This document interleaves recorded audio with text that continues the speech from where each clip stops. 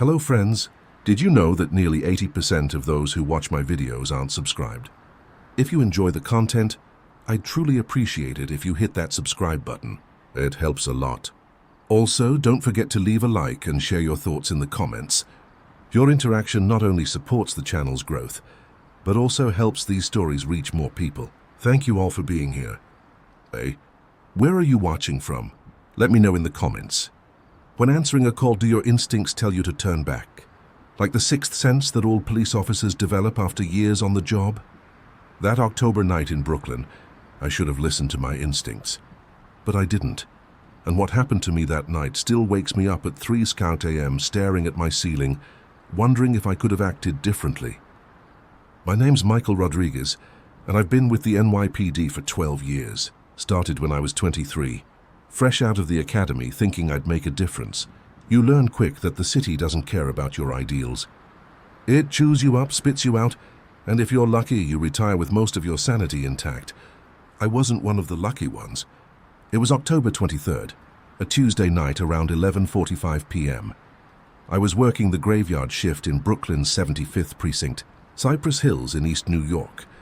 If you know anything about New York, you know these aren't the neighborhoods tourists visit.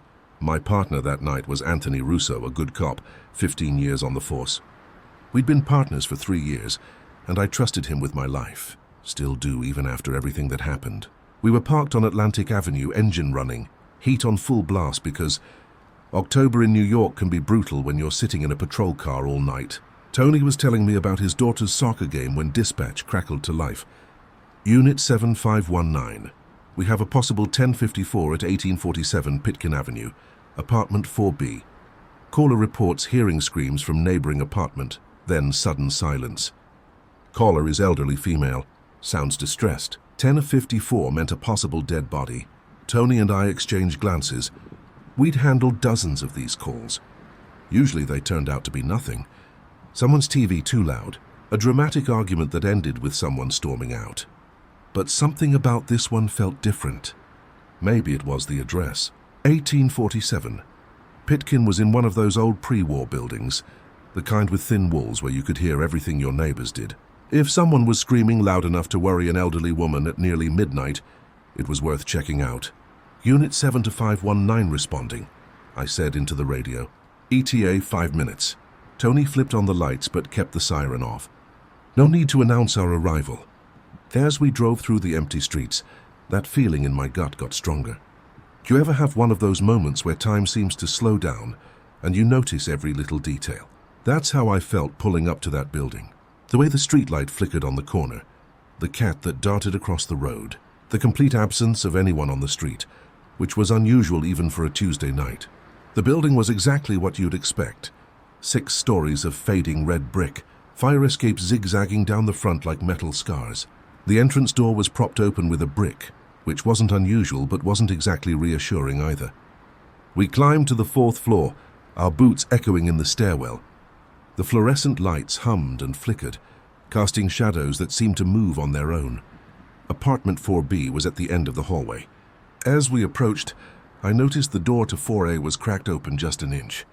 Through the gap I could see an eye watching us, probably the elderly woman who'd called it in. "Ma'am, I'm Officer Rodriguez." "Did you make the call?" I asked softly. The door opened wider, revealing a woman in her 70s wearing a floral nightgown and thick glasses. Her hands were shaking. Yes, I called. The screaming, it was horrible. Like someone was being, I don't know, hurt bad. Real bad. Then it just stopped all at once. And that was 20 minutes ago. And I haven't heard nothing since. What about the tenant? "You know who lives there?" Tony asked. "Young woman, maybe 30, Emily something. Johnson, I think. Nice girl, quiet usually. Works at the hospital. Comes home late but tonight." She trailed off, shaking her head. We thanked her and asked her to go back inside and lock her door. Then Tony and I positioned ourselves at 4B. I knocked firm and loud. "NYPD, open up, silence." I knocked again, harder this time. "Emily Johnson, this is the police. We need to check if you're okay. If you don't answer, we're coming in." Still nothing. Tony tried the doorknob locked. "Want to call for backup?" he asked. I should have said yes. Protocol dictated we should have called for backup, especially given the nature of the call. But something pride, impatience, that feeling that every second counted, made me shake my head. Let's just check it out first. Probably nothing. Tony nodded and stepped back. I'd done this dozens of times before. One solid kick near the lock, and most apartment doors in these old buildings would give. This one was no different. The door flew open, banging against the wall inside. The smell hit us first. Copper and something else. Something sweet and wrong. Blood, a lot of it. We drew our weapons, Tony covering me as I entered first. The apartment was small, a narrow hallway leading to what looked like a living room at the end. The lights were off, but street light from outside provided just enough illumination to see. NYPD, anyone here? I called out. The silence was oppressive, like the apartment itself was holding its breath. We moved forward slowly, checking the bathroom on our left, empty. Kitchen on the right, also empty, though I noticed a knife missing from the block on the counter. The living room was where we found her. Emily Johnson, based on the mail, scattered on the coffee table. She was on the couch, or what was left of her was. I've seen a lot in 12 years, but this was different. It wasn't just that she was dead. It was how she was positioned. Someone had arranged her body carefully, almost artistically. Her arms were crossed over her chest like she was sleeping, but her head was turned completely backward, facing the wall behind the couch. Jesus Christ, Tony whispered. I was about to respond when we heard it. A sound from the bedroom we hadn't checked yet, like something heavy being dragged across the floor. We moved immediately, training taking over. The bedroom door was closed. Tony positioned himself on one side, me on the other. I held up 3 fingers, counting down silently. 3, 2, 1. I turned the handle and pushed the door open, both of us rushing in with weapons raised. The room was empty. Completely empty. No furniture, nothing. Just bare walls and a hardwood floor. But the window was open, curtains billowing in the cold October wind. Check the fire escape, I told Tony while I searched the room for any signs of anything. Nobody out here, Tony called from the window. But Mike, you need to see this. I joined him at the window. On the fire escape landing, written in what looked like blood, were 2 words. You're late. We called for backup immediately. Within minutes, the apartment was swarming with cops, CSI detectives. They processed the scene, took our statements, checked security cameras, which conveniently weren't working that night. The official report stated that Emily Johnson was murdered by an unknown assailant, who likely escaped via the fire escape before we arrived. Case closed, or rather, case cold, another unsolved murder in a city full of them. But here's the thing they didn't put in the report. We never reported the photo. Who would believe us? But I kept a copy, and late at night I sometimes stare at it trying to make sense of what we saw or what we think we saw. The case officially remains unsolved, but I did some digging on my own time. Emily Johnson did work at the hospital. Brooklyn General, the night shift in the psychiatric ward. 3 days before her death, a patient had escaped during her shift. A man named David Kellerman, admitted for severe dissociative identity disorder and violent tendencies. He was found dead 2 days later, apparent suicide. His body discovered in an abandoned warehouse in Queens. The timeline didn't add up for him to be our killer, but there was. When answering a call, do your instincts tell you to turn back? Like the 6th sense that all police officers develop after years on the job? That October night in Brooklyn, I should have listened to my instincts, but I didn't. And what happened to me that night still wakes me up at 3 a.m. staring at my ceiling, wondering if I could have acted differently. My name's Michael Rodriguez, and I've been with the NYPD for 12 years. Started when I was 23, fresh out of the academy, thinking I'd make a difference. You learn quick that the city doesn't care about your ideals. It chews you up, spits you out, and if you're lucky, you retire with most of your sanity intact. I wasn't one of the lucky ones. It was October 23rd, a Tuesday night around 11:45 p.m. I was working the graveyard shift in Brooklyn's 75th Precinct, Cypress Hills in East New York. If you know anything about New York, you know these aren't the neighborhoods tourists visit. My partner that night was Anthony Russo, a good cop, 15 years on the force. We'd been partners for 3 years and I trusted him with my life. Still do even after everything that happened. We were parked on Atlantic Avenue, engine running, heat on full blast because October in New York can be brutal when you're sitting in a patrol car all night. Tony was telling me about his daughter's soccer game when dispatch crackled to life. Unit 7, 5 to 19. We have a possible 1054 at 1847 Pitkin Avenue, apartment 4B. Caller reports hearing screams from neighboring apartment, then sudden silence. Caller is elderly female. Sounds distressed. 1054 meant a possible dead body. Tony and I exchanged glances. We'd handled dozens of these calls.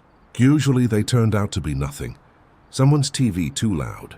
A dramatic argument that ended with someone storming out. But something about this one felt different. Maybe it was the address. 1847. Pitkin was in one of those old pre-war buildings, the kind with thin walls where you could hear everything your neighbors did. If someone was screaming loud enough to worry an elderly woman at nearly midnight, it was worth checking out. Unit 7519 responding, I said into the radio. ETA 5 minutes. Tony flipped on the lights but kept the siren off. No need to announce our arrival. As we drove through the empty streets, that feeling in my gut got stronger. Do you ever have one of those moments where time seems to slow down and you notice every little detail? That's how I felt pulling up to that building. The way the streetlight flickered on the corner, the cat that darted across the road, the complete absence of anyone on the street, which was unusual even for a Tuesday night. The building was exactly what you'd expect. 6 stories of fading red brick, fire escapes zigzagging down the front like metal scars. The entrance door was propped open with a brick, which wasn't unusual but wasn't exactly reassuring either. We climbed to the 4th floor, our boots echoing in the stairwell. The fluorescent lights hummed and flickered, casting shadows that seemed to move on their own. Apartment 4B was at the end of the hallway.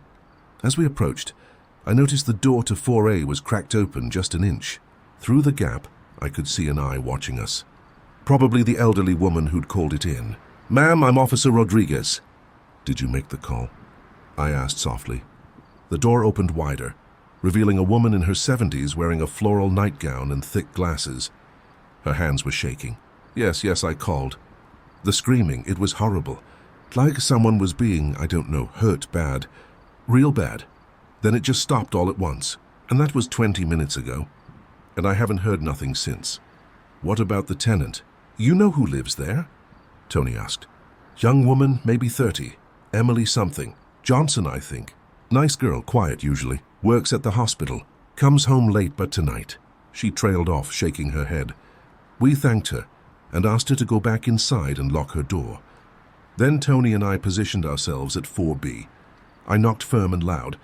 NYPD, open up. Silence. I knocked again, harder this time. Emily Johnson, this is the police. We need to check if you're okay. If you don't answer, we're coming in. Still nothing.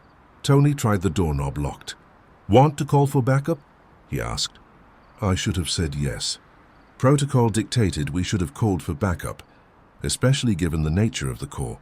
But something pride, impatience, that feeling that every second counted, made me shake my head. Let's just check it out first. Probably nothing. Tony nodded and stepped back. I'd done this dozens of times before. One solid kick near the lock, and most apartment doors in these old buildings would give. This one was no different. The door flew open, banging against the wall inside. The smell hit us first. Copper and something else. Something sweet and wrong, blood, a lot of it. One detail in his file that made my blood run cold. Kellerman had been a contortionist in a traveling circus before his mental break. His signature act, he could turn his head 180 degrees. I tried to follow up, but I was told to drop it. The case was closed. Kellerman was dead. Emily Johnson was just another victim of random violence in a city full of it. But I knew better. We both did. Tony transferred to a desk job 6 months later. Said he couldn't do nights anymore. Couldn't handle the streets. I understood. That night changed something in both of us. You see things as a cop, terrible things, but you tell yourself there's always an explanation, always a logical reason. But what do you do when logic fails? When the evidence doesn't match reality? When you capture something in a photo that shouldn't exist? I still work nights, still patrol the same streets. But I avoid Pitkin Avenue. And sometimes when we get calls about screams in the night, I remember that empty bedroom, that figure in the corner, and those 2 words written in blood. You're late. Late for what? I used to wonder. Now I think I know. We were late to save Emily Johnson because she was already dead. We were late to catch her, kill her because he was already dead too. We were late to understand that sometimes in this city that never sleeps, The dead don't always rest. But the worst part, the part that really keeps me up at night, is what I found when I went back to the building a year later. I don't know why I went back. Maybe I needed closure. Maybe I was just torturing myself. The building was being renovated. All the tenants relocated. I convinced the construction foreman to let me into apartment 4B1 last time. The apartment was gutted. Just bare walls and exposed pipes. But in the bedroom, that empty bedroom where we saw the figure, I found something the crime scene texts had missed. Scratched into the floorboards, hidden under where the radiator used to be, was a message. Not in blood this time, but carved deep into the wood like someone had used their fingernails. It was a date and a time. October 23rd, 11:45 p.m., the exact time we got the call. But here's the thing. The building record showed that apartment had been renovated 3 times in the past 20 years. And each time, workers had found similar scratches in the floor. Same date, same time, different years. I cross-referenced the dates with police records. Every single time on October 23rd at 11:45 p.m., there had been a call to that building, a noise complaint, a wellness check, a reported scream, and every single time someone had died. Not always in a park. It was 2 a.m. and he was drunk, which wasn't like him at all. He'd been having nightmares. He said the same nightmare every night. He was back in that apartment, but this time he was alone. He'd walk into the bedroom and the figure would be there in the corner. But when he tried to look directly at it, his head would start turning and turning like someone was twisting it from behind until he could see his own back. Then he'd wake up. "Mike," he said, his voice slurred. But desperate, I looked into Kellerman, the contortionist. He wasn't the first patient to escape from that ward. There have been 12 escapes in the past 70 years. All of them died within days of escaping. All of them were found in impossible positions. "Tony, you need to stop." "No, listen. Emily Johnson, she wasn't random. Her grandmother worked at the same hospital in the 1960s. Same ward. A patient escaped during her shift too. Jumped from the hospital roof. They found him with his body twisted into a pretzel shape. Literally. Arms where his legs should be, legs where his arms should be. You're drunk. Go to sleep." "I can't sleep." "Don't you get it?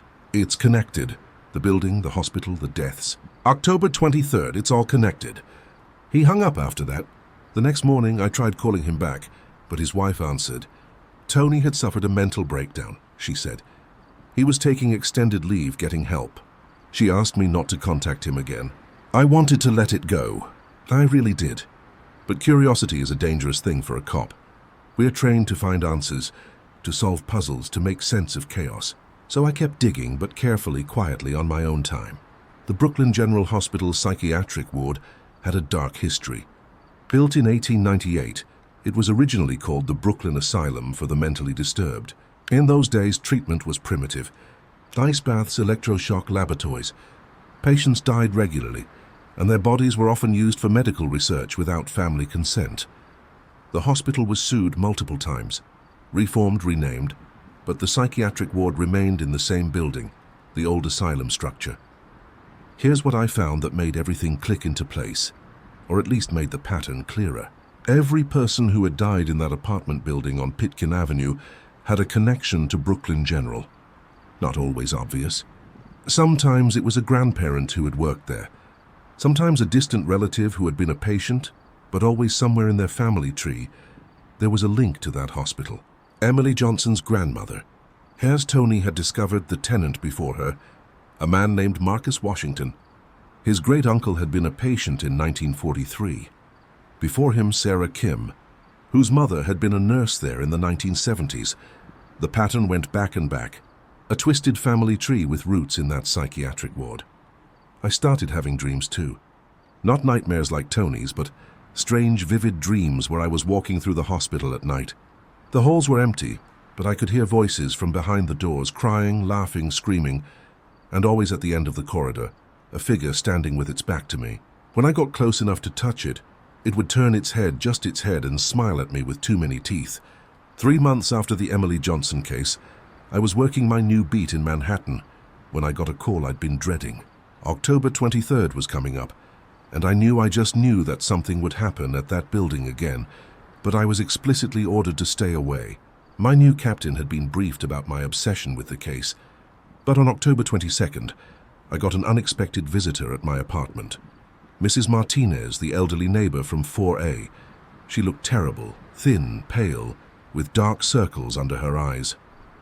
"Officer Rodriguez," she said, "I'm sorry to bother you, but I had nowhere else to go. Things have been happening in the building ever since that night." I invited her in, made her tea. She told me that after Emily's death, strange things had been occurring. Doors opening and closing on their own, voices in the walls, and every tenant who had moved in after Emily had left within weeks, terrified.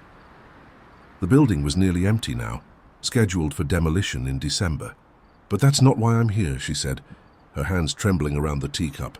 "I've been doing research. My husband, God rest his soul, he worked at Brooklyn General for 40 years maintenance. He used to tell me stories about the psychiatric ward, about the things he'd seen. There was one patient he never forgot, a woman named Margaret Arthurs. Arthurs, the same last name as the building's original owner. She was admitted in 1951, Mrs. Martinez continued. Severe schizophrenia, they said. But my husband, he said, she wasn't crazy. She was different. She could do things, move things without touching them, know things she couldn't know. The doctors were fascinated by her. They did experiments, terrible experiments. What happened to her? She died during a procedure, October 23rd, 1952. But here's the thing. She died at 5:45 p.m., exactly 6 hours before her father was found dead in the building. I finished. Mrs. Martinez nodded. My husband was there when they brought her father in, William Arthurs. He said the man's face. It was smiling. Even with his head turned backward, he was smiling. She reached into her purse and pulled out an old photograph yellowed with age. It showed a group of hospital staff standing in front of Brooklyn General. In the background, barely visible in a third-floor window, was a patient, a woman with long dark hair. Her face blurred, but her posture unmistakable. Her head was turned to look directly at the camera, while her body faced away. "That's her," Mrs. Martinez said. "Margaret Arthurs. This photo was taken the day she died." I studied the photo. There was something wrong with it beyond the obvious. It took me a moment to realize what Margaret's reflection in the window behind her showed her facing forward, while her actual body had the head turned. It was physically impossible. "Mrs. Martinez, you need to stay away from that building. Don't go back there, especially not tomorrow night." She smiled sadly. "Officer Rodriguez, I'm 93 years old. I've lived in that building for 60 years. I've seen 17 people die on October 23rd, 17 people found with their bodies twisted, all dead 6 hours before anyone heard them scream. I know what's coming." "Then why did you come here?" "Because you're the first cop who didn't dismiss it, the first one who saw the pattern, and I wanted to tell you something before tomorrow night." She leaned forward, her voice dropping to a whisper. "Margaret Arthurs isn't gone. My husband saw her 3 times after she died. Once in the hospital morgue, moving between the bodies. Once in the psychiatric ward, standing at the end of the hall. And once in our building on October 23rd, 1975. He was fixing a broken pipe in the basement when he saw her. She spoke to him. Just one sentence. What did she say? "They're not late. They're exactly on time." Mrs. Martinez left after that despite my protests. I tried to follow up with her the next day, October 23rd, but she wouldn't answer her phone. I couldn't shake the feeling that something terrible was going on. I wanted the doctors to stop cutting into my brain, stop injecting me with their drugs, stop trying to understand what I was. But they didn't stop. Not until my heart stopped. And even then, she moved toward me. Not walking, but gliding her feet inches off the floor. Even then, they didn't stop. They kept my brain, kept pieces of me in jars, studied me, dissected me, tried to replicate what I could do. And all that pain, all that suffering, it had to go somewhere.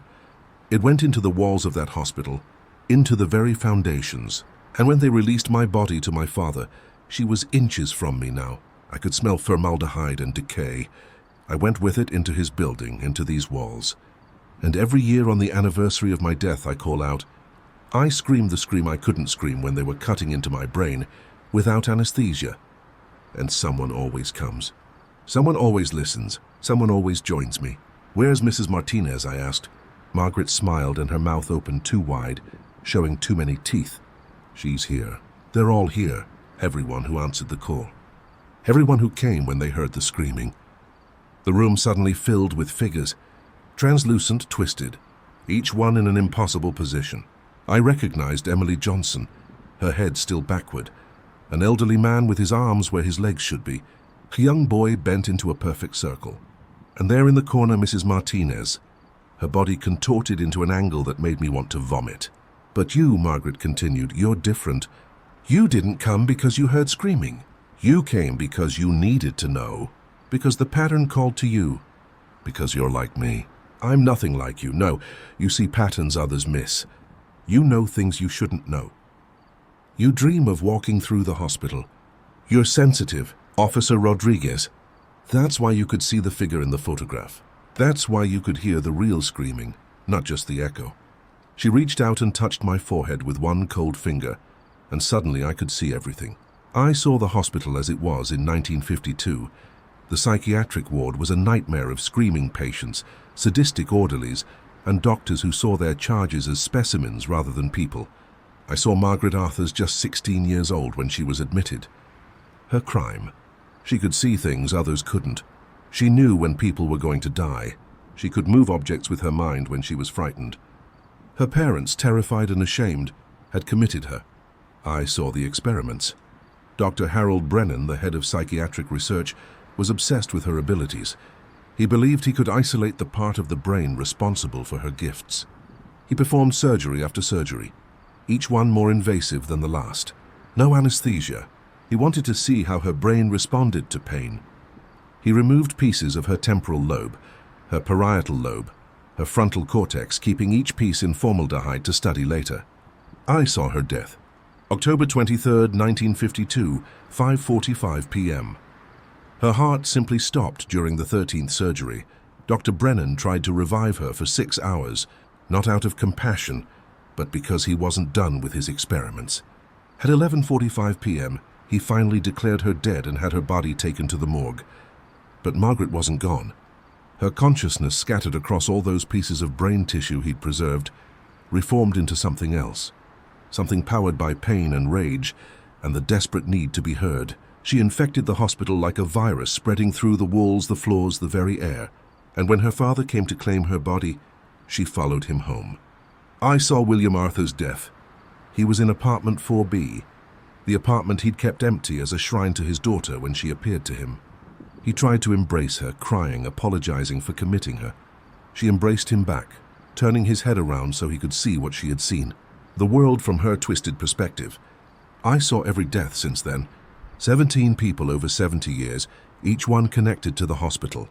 Each one dying at 5:45 p.m., but not discovered until after 11:45. Margaret killed them at the exact time she died. But their bodies existed in a state between life and death, until the moment she was officially declared dead. They were trapped in those 6 hours, experiencing their death over and over again. "Now you understand," Margaret said, pulling her finger away. I gasped, falling to my knees. "The pattern isn't random. It's justice. Everyone who dies in this building had an ancestor who participated in my suffering. Nurses who held me down, orderlies who laughed at my screams, administrators who signed the papers allowing the experiments, even distant relatives of patients who did nothing while I begged for help. Emily Johnson's grandmother was just a nurse," I protested. "Just a nurse?" Margaret's voice rose to a shriek. She held my arms while they drilled into my skull. She told me to be a good girl and stopped fighting. She watched them take pieces of my brain and did nothing. And Mrs. Martinez. Her husband cleaned the operating room, mopped up my blood, disposed of the pieces of brain tissue when Brennan was done with them, threw me away like garbage. I struggled to my feet. "So what about me?" "My family has no connection to the hospital." "Why am I here?" Margaret tilted her head, studying me. "No, you're not here for justice. You're here for a different purpose." She glided over to the window, looking out at the city below. "This building will be demolished soon. My father's shrine to me destroyed. I'll have nowhere to go unless what? Unless I find a new host. Someone sensitive enough to carry me. Someone who understands patterns, who sees what others miss. Someone like you, Officer Rodriguez." I backed toward the door, but it slammed shut. The twisted figures of the dead moved closer, surrounding me. "You can't force me," I said, trying to keep my voice steady. Force? Margaret laughed again. I don't need to force you. You're already infected. Every time you looked at that photograph, every time you dreamed of the hospital, every time you felt drawn to this building, I was entering your mind piece by piece, just like Dr. Brennan took pieces of me. I felt it then, a presence in my mind, foreign and familiar at the same time. Memories that weren't mine. Medical procedures I'd never experienced. Pain I'd never felt. Fight it, a voice said. And I turned to see Mrs. Martinez, her body still contorted, but her eyes clear. She's not as strong as she thinks. The demolition. It's not to destroy the building. It's to release her. The city knows. They've always known. The pattern repeats because she's trapped here, bound to her father's building. Margaret screamed, a sound that shattered the windows. Silence, you're dead. The dead don't speak. We speak when the living need to hear. Mrs. Martinez replied, Officer Rodriguez, you have a choice. You can accept her into your mind and become her new prison, carrying her horror wherever you go. Or ... quote, or what? Or you can complete the pattern, but not the way she wants. I understood then the pattern wasn't just about death. It was about witnessing. Every cop who responded to these calls, every person who heard the screams, they were witnesses to Margaret's pain. But they always arrived too late, just as the doctors had declared her dead too late after hours of trying to revive her for their own purposes. What if someone wasn't late? I asked. What if someone arrived at exactly the right time? Margaret's black eyes widened. No, you can't. The pattern is set. It cannot be broken. I looked at my watch. It's 11:44 p.m., 1 minute until the time of the call. Every pattern can be broken, I said. You just need to find the right point of intervention. I pulled out my phone and did something I should have done earlier. I called 911. 911, what's your emergency? This is Officer Michael Rodriguez, badge number 3847. I need immediate backup at 1847 Pitkin Avenue, apartment 4B. Officer in distress. Possible 10:54. Time of call 11:44 and 45 seconds p.m. 15. A young girl being wheeled toward an operating room. You can't change the past, Margaret said, but she sounded uncertain now, more like the frightened teenager she had been. No, but I can change the pattern, and sometimes that's enough. Sirens in the distance. My backup was coming, but more than that, I could hear other sirens, older ones from 1952. Someone had called the police about suspicious activities at Brooklyn General. Someone had reported Dr. Brennan's unauthorized experiments.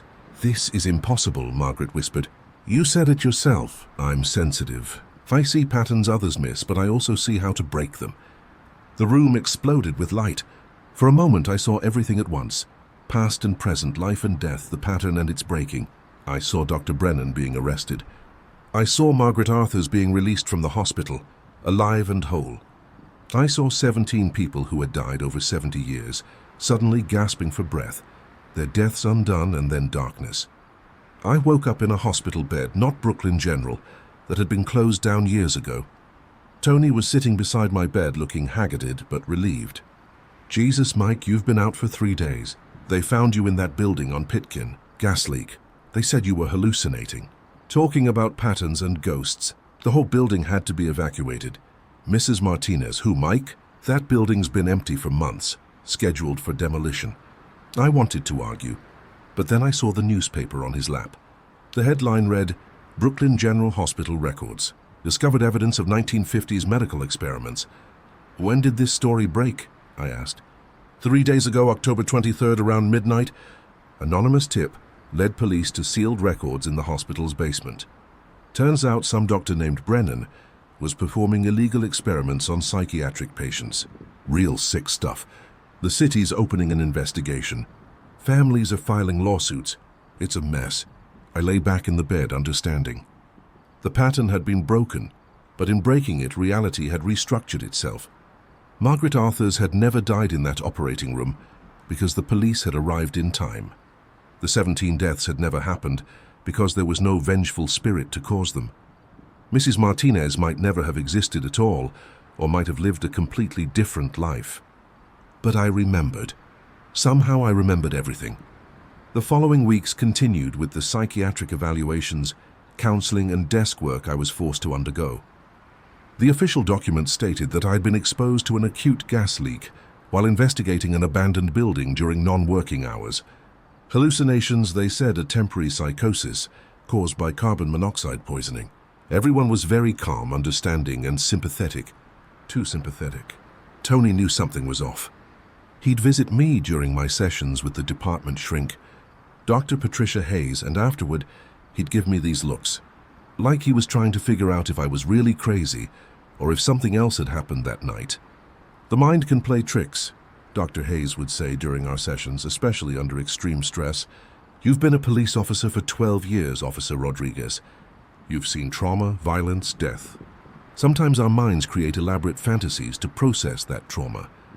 I wanted to tell her about the newspaper article about Dr. Brennan and the experiments at Brooklyn General. But every time I tried, the words wouldn't come. It was like something was stopping me. Some invisible barrier between what I knew and what I could say. 3 weeks after the incident, I was cleared for active duty. Light duty at first, day shifts, paperwork, nothing too stressful. They partnered me with a rookie, Officer Sophia Martinez. The name made me pause when I first heard it, but she was nothing like the elderly Mrs. Martinez from my hallucination. Sophia was 25, fresh out of the academy, eager to learn from a veteran cop. I heard about what happened, she said, on our first day together. The gas leak thing must have been scary. Yeah, I said, not really wanting to discuss it. It was. We were doing a routine patrol in downtown Brooklyn when the call came in. Disturbance at a construction site. Oh, nothing unusual. Probably just kids messing around. But when dispatch gave the address, my blood ran cold. That's the building, Sophia said, checking her notes. The one with the gas leak where they found you. Yeah, they're demolishing it today. Finally. Things has been empty for years, apparently. Total eyesore. I wanted to tell her to turn around, to ignore the call, to stay away from that place, but I couldn't. Something was pulling me back, just like before. We arrived to find the demolition crew standing around looking confused and slightly frightened. The foreman, a burly man named Frank, approached us immediately. Officers, thank God we've got a situation here. What kind of situation? Sophia asked. We were doing the final walkthrough before demolition, making sure the building was completely empty, and we found something in the basement. My heart was pounding as we followed Frank into the building. It looked different in the daylight, smaller, less menacing, just an old building waiting to die. But as we descended into the basement, that familiar feeling returned. The sense of wrongness, of patterns hidden beneath the surface. Frank led us to a corner of the basement that had been walled off. The demolition crew had broken through while checking the foundation, revealing a hidden room. We haven't gone in, Frank said. Figured we should wait for you folks. I stepped through the hole in the wall, flashlight in hand, Sophia right behind me. The room was small, maybe 10 by 10 ft. The walls were covered in writing, not graffiti, but careful, deliberate text. Names, dates, medical terms, and in the center of the room, a metal table with leather straps, an operating table. What the hell is this? Sophia whispered. I knew exactly what it was. This was Dr. Brennan's private operating room, not at Brooklyn General, but here in this building. The pattern suddenly made more sense. William Arthurs hadn't just owned this building. He had been Brennan's partner. He had provided a secret location for the most extreme experiments, the ones even the hospital wouldn't allow. We need to call this in, I said. This is a crime scene. As Sophia made the call, I examined the walls more closely. The names were all familiar. Emily Johnson's grandmother, Mrs. Martinez's husband, and dozens of others. But these weren't the names of victims. They were the names of participants, nurses, orderlies, administrators, who had helped Brennan conduct his experiments in secret. And there in the corner, almost hidden by decades of dust and grime, was a photograph pinned to the wall. Margaret Arthurs, but not as I had seen her in my hallucination. This Margaret was smiling, standing next to Dr. Brennan and a man who had to be her father. The photograph was dated October 22nd, 1952, one day before her supposed death. I took the photograph, slipping it into my pocket before Sophia could see. As I did, I noticed something else. A small metal box, hidden behind where the photograph had been. Inside were glass vials, each containing what looked like preserved tissue samples. Brain tissue.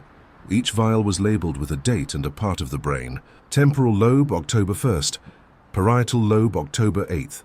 Frontal cortex, October 15th. 13 vials in total, documenting 13 surgeries. But there was a 14th vial empty, labeled October 23rd, complete integration. "Mike," Sophia called. "You need to see this." She was standing by the operating table, pointing at something underneath. It was a man in a 1950s doctor's coat, his face aged but unmistakable from the photographs. Dr. Harold Brennan. "You're not supposed to be here yet," he said, checking his pocket watch. "It's only 300 p.m. The pattern doesn't complete until 11:45. "You're dead," I said, reaching for my weapon. "You died decades ago." He laughed, a dry, papery sound. "Dead? No, Officer Rodriguez. I'm as alive as Margaret is dead, which is to say we exist in a state that defies simple categorization. The experiments were a complete success. Margaret was the perfect subject. Her natural sensitivity allowed her consciousness to survive the separation. Each piece of her brain we removed retained awareness, remained connected to the whole. When we attempted the final integration on October 23rd, something wonderful happened. She existed everywhere and nowhere at once.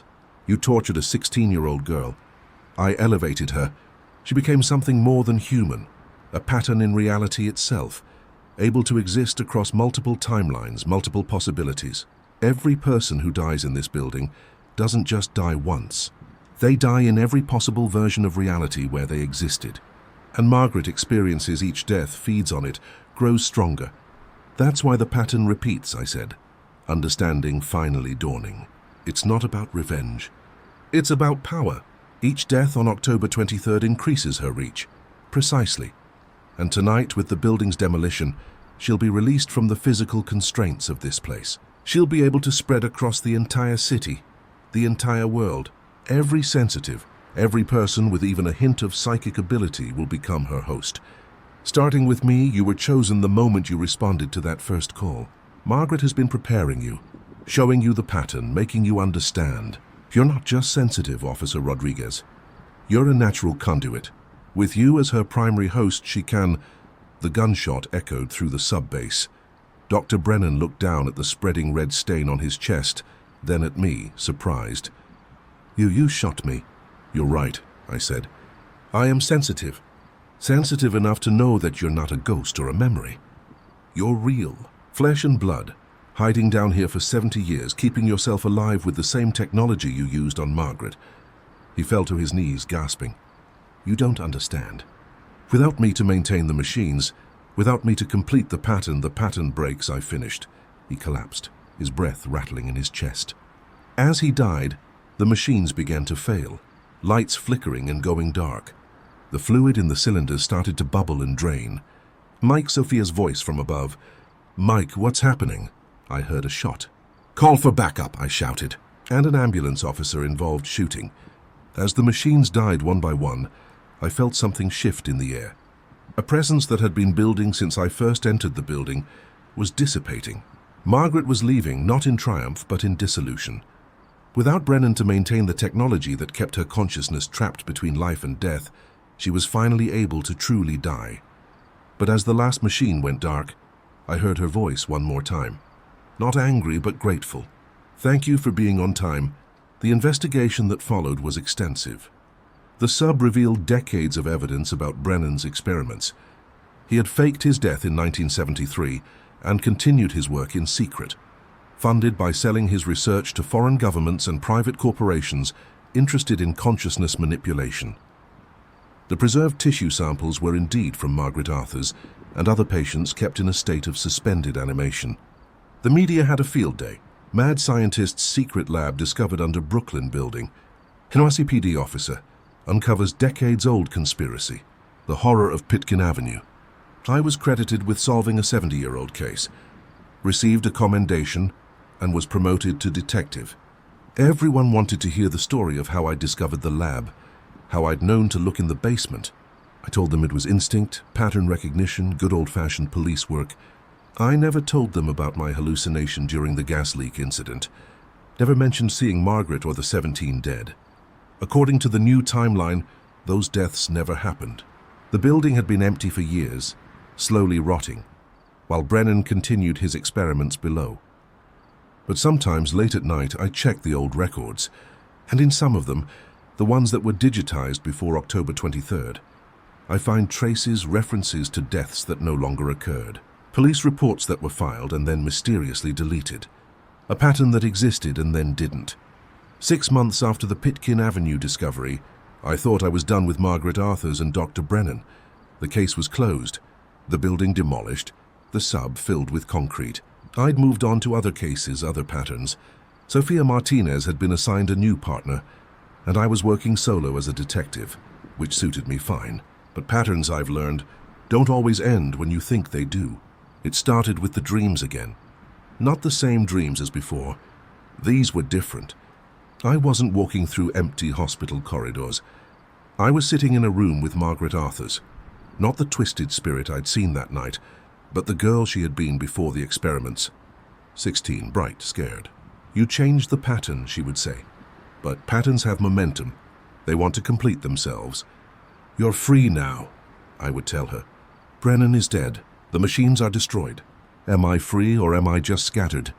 Pieces of me and every person who ever felt my presence, ever heard my scream.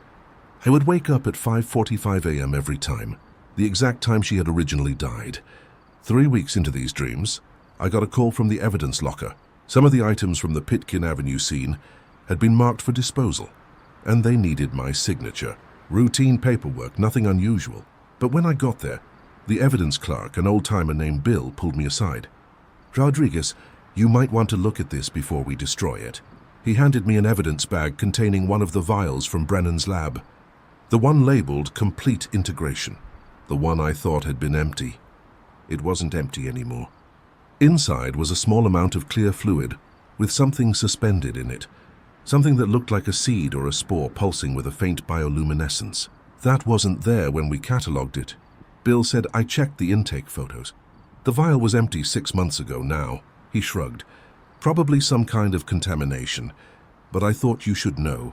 I took the vial back to my desk, staring at it under the lamp. The thing inside was definitely organic, definitely alive, and it was growing. I could see it changing, developing right before my eyes. My phone rang. Unknown number. Detective Rodriguez. The voice was familiar but impossible. "This is Dr. Patricia Hayes. I need to speak with you about your recent dreams. How did you know about? Because I've been having them too. So have 17 other people across the city. All of us connected to your case in some way. All of us dreaming of a girl named Margaret. I met Dr. Hayes at a coffee shop in Manhattan, far from any police precinct. She looked exhausted, dark circles under her eyes, hands shaking as she lifted her cup. It started 3 weeks ago," she said. "The dreams. At first I thought it was just my subconscious processing your case, but then I did some research. Every psychologist who evaluated you after the gas leak incident is having the same dreams. So are the EMTs who responded to the scene, the demolition crew who found the basement, even the janitor who cleaned your hospital room. 21 people total," I said, remembering the number from somewhere. "How did you know that?" 17 victims who died in the original pattern, plus Brennan, plus his 3 assistants from the hospital, 21 people who were supposed to be part of the integration. Dr. Hayes leaned forward. "Detective, I'm going to ask you something, and I need you to be completely honest. What really happened that night? Not the gas leak story, the truth." The old psychiatric ward. "I have to go." I said, "I'm coming with you." Dr. Hayes said, "Whatever this is, we're all connected to it now." We arrived at the hospital as the sun was setting. The building was a skeleton of its former self. Windows broken, walls covered in graffiti. But the psychiatric ward was different.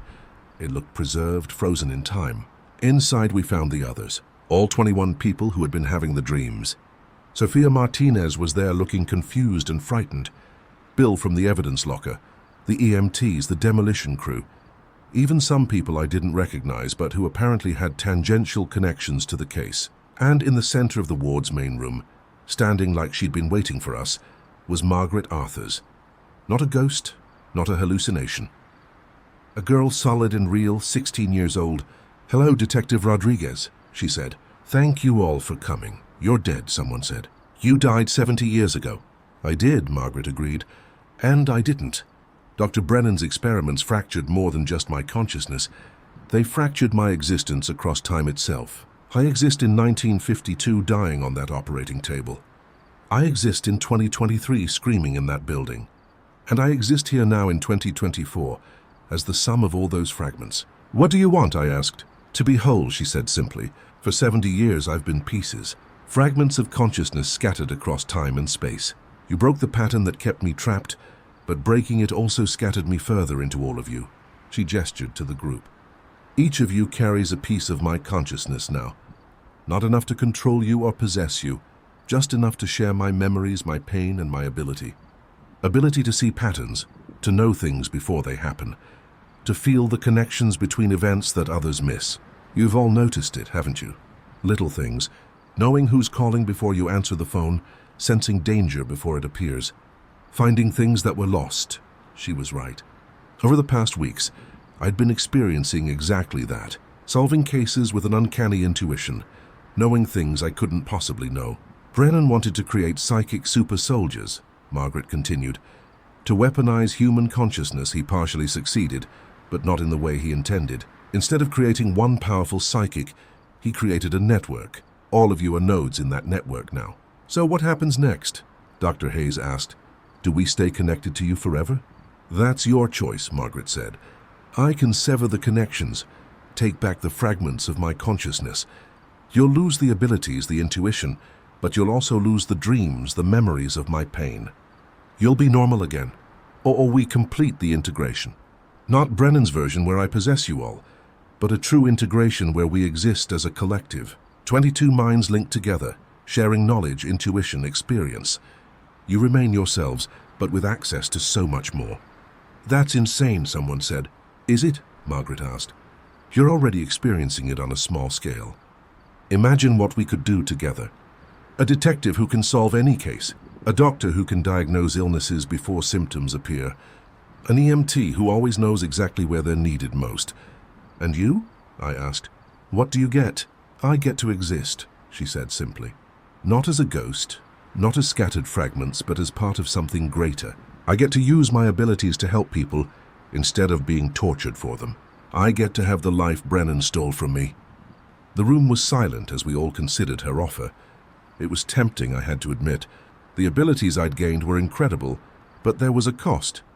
"The people who died," I said, "the 17 victims in the original timeline, they died because of you."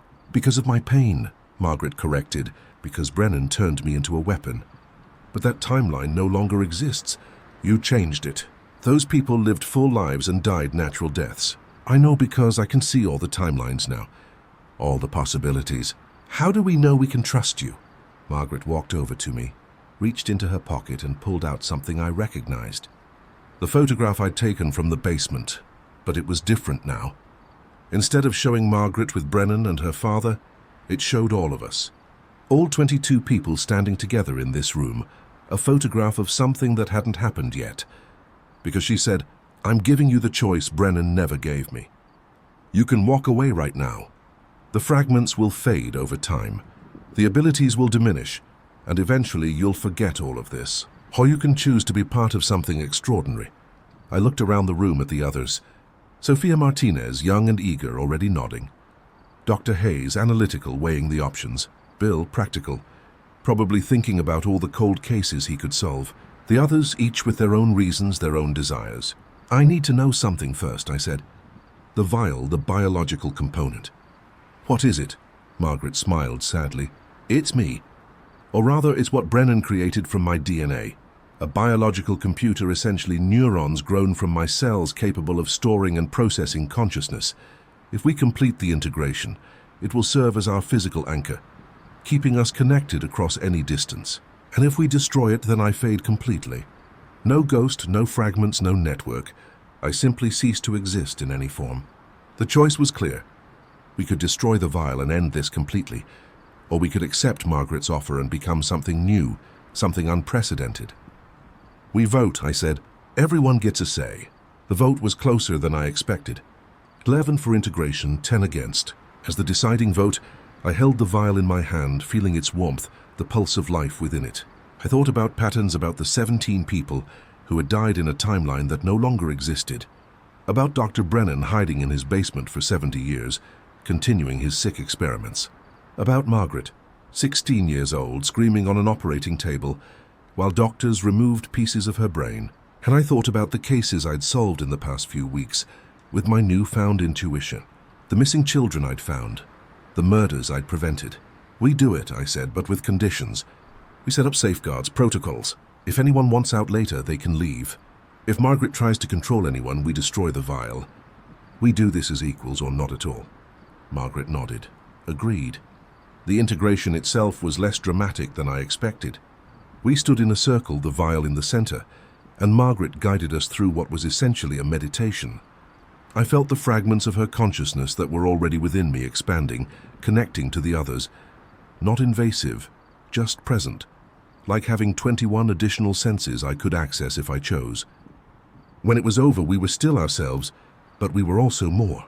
I could feel Sophia's excitement, Dr. Hayes' clinical curiosity, Bill's satisfaction, and underneath it all, Margaret's relief at finally being whole, even if that wholeness was distributed across 22 people. So what now?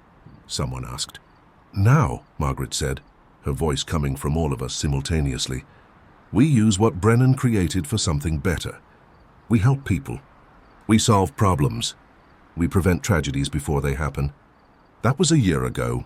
The network, as we call ourselves, has been remarkably successful. Crime solved, disasters prevented, lives saved. The authorities don't know about us, of course. As far as they're concerned, we're just exceptionally good at our jobs. But sometimes late at night when I'm alone in my apartment, I wonder about patterns, about whether we really broke the old one or just created a new one. 22 people linked by consciousness and trauma, using abilities born from torture and pain to help others. Margaret says the pattern is what we make it, that we've taken something horrible, the patterns that connect us, the invisible threads that bind cause to effect, action to consequence, they're always there waiting to be discovered. You just have to know how to look. And if you ever find yourself responding to a call late at night, and you get that feeling in your gut that something's not right, listen to it. Because patterns repeat, but they also evolve. And sometimes the most terrifying thing isn't the ghost in the machine. It's discovering that you've become part of the machine yourself. But here's the thing about machines. They're only as good or evil as the people who operate them. And we choose every day to use our connection for good, to save lives, to prevent tragedies, to ensure that no one else suffers like Margaret suffered. The building at 1847 Pitkin Avenue is gone now, replaced by a small park. There's a plaque there commemorating the victims of Dr. Brennan's experiments. Margaret's name is at the top of the list. But Margaret isn't really gone. She's in every case I solve, every life we save, every pattern we recognize before it becomes a tragedy. She's 16 forever, but also ancient, wise beyond her years, existing across time and consciousness in ways that defy simple explanation. The last call I responded to at that building was supposed to be about her death. Instead, it became about a kind of rebirth. 22 people connected by trauma and transformed by choice, working together to make the city a little safer, a little better. It's not the ending anyone expected. But then again, patterns rarely end the way we think they will. They evolve, adapt, surprise us, and sometimes, just sometimes, they transform horror into hope. My name is Detective Michael Rodriguez. I'm a cop, a node in a network, a piece of a pattern that spans 70 years and 22 minds. And I'm never late anymore. Do you ever get that feeling when you're standing in a crime scene that something's watching you? Not just wrong, but actively observing, studying your every move. That's how I felt standing in that abandoned subway tunnel in Queens, looking at what was left of our third victim. My name's Detective Anthony Russo, and I've been with the NYPD for 8 years. Thought I'd seen everything the city had to offer. I was wrong. It started 3 weeks ago, September 2nd, Labor Day. While the rest of New York was enjoying barbecues and the last taste of summer, I was staring at a body in an abandoned textile factory in the Bronx. The victim was Marcus White, 34, a sound engineer who worked for a recording studio in Manhattan. What he was doing in an abandoned factory at 300 a.m. was anyone's guess. The body was unusual. That's the word the medical examiner used, though I had other words for it. Marcus was found standing upright, his arms outstretched like he was conducting an invisible orchestra. Rigor mortis had set in, keeping him frozen in that position. But that wasn't the disturbing part. The disturbing part was his ears. They were gone. Not cut off, gone, like they'd been surgically removed and the wounds cauterized. No blood, no mess, just smooth skin where his ears should have been. My partner, Detective James Sullivan, had been on the force for 20 years. Vietnam vet, tough as nails, seen action that would make most cops piss themselves. But even Sullivan looked unsettled. "What kind of sick is this?" he muttered, circling the body. The CSI team processed the scene, but there wasn't much to find. No fingerprints, no DNA, no security footage. The cameras had been spray-painted black weeks ago. The only thing they found was an old cassette recorder, the kind from the 80s, placed exactly 10 FT from the body. The play button was pressed down, but the tape inside was blank. Or so we thought. When the audio tech enhanced it back at the precinct, we heard something. It was faint, almost imperceptible, but it was there. A whisper repeating over and over, "Can you hear me now? Can you hear me now?" The second body was discovered a week later, September 9th. This time in an abandoned music store in Brooklyn. The victim was Jennifer Jennifer Chang, 28, a podcast producer. Same positioning, standing, arms outstretched, ears surgically removed. Same cassette recorder, same distance from the body. But this time the whisper was different. "You're not listening. You're not listening."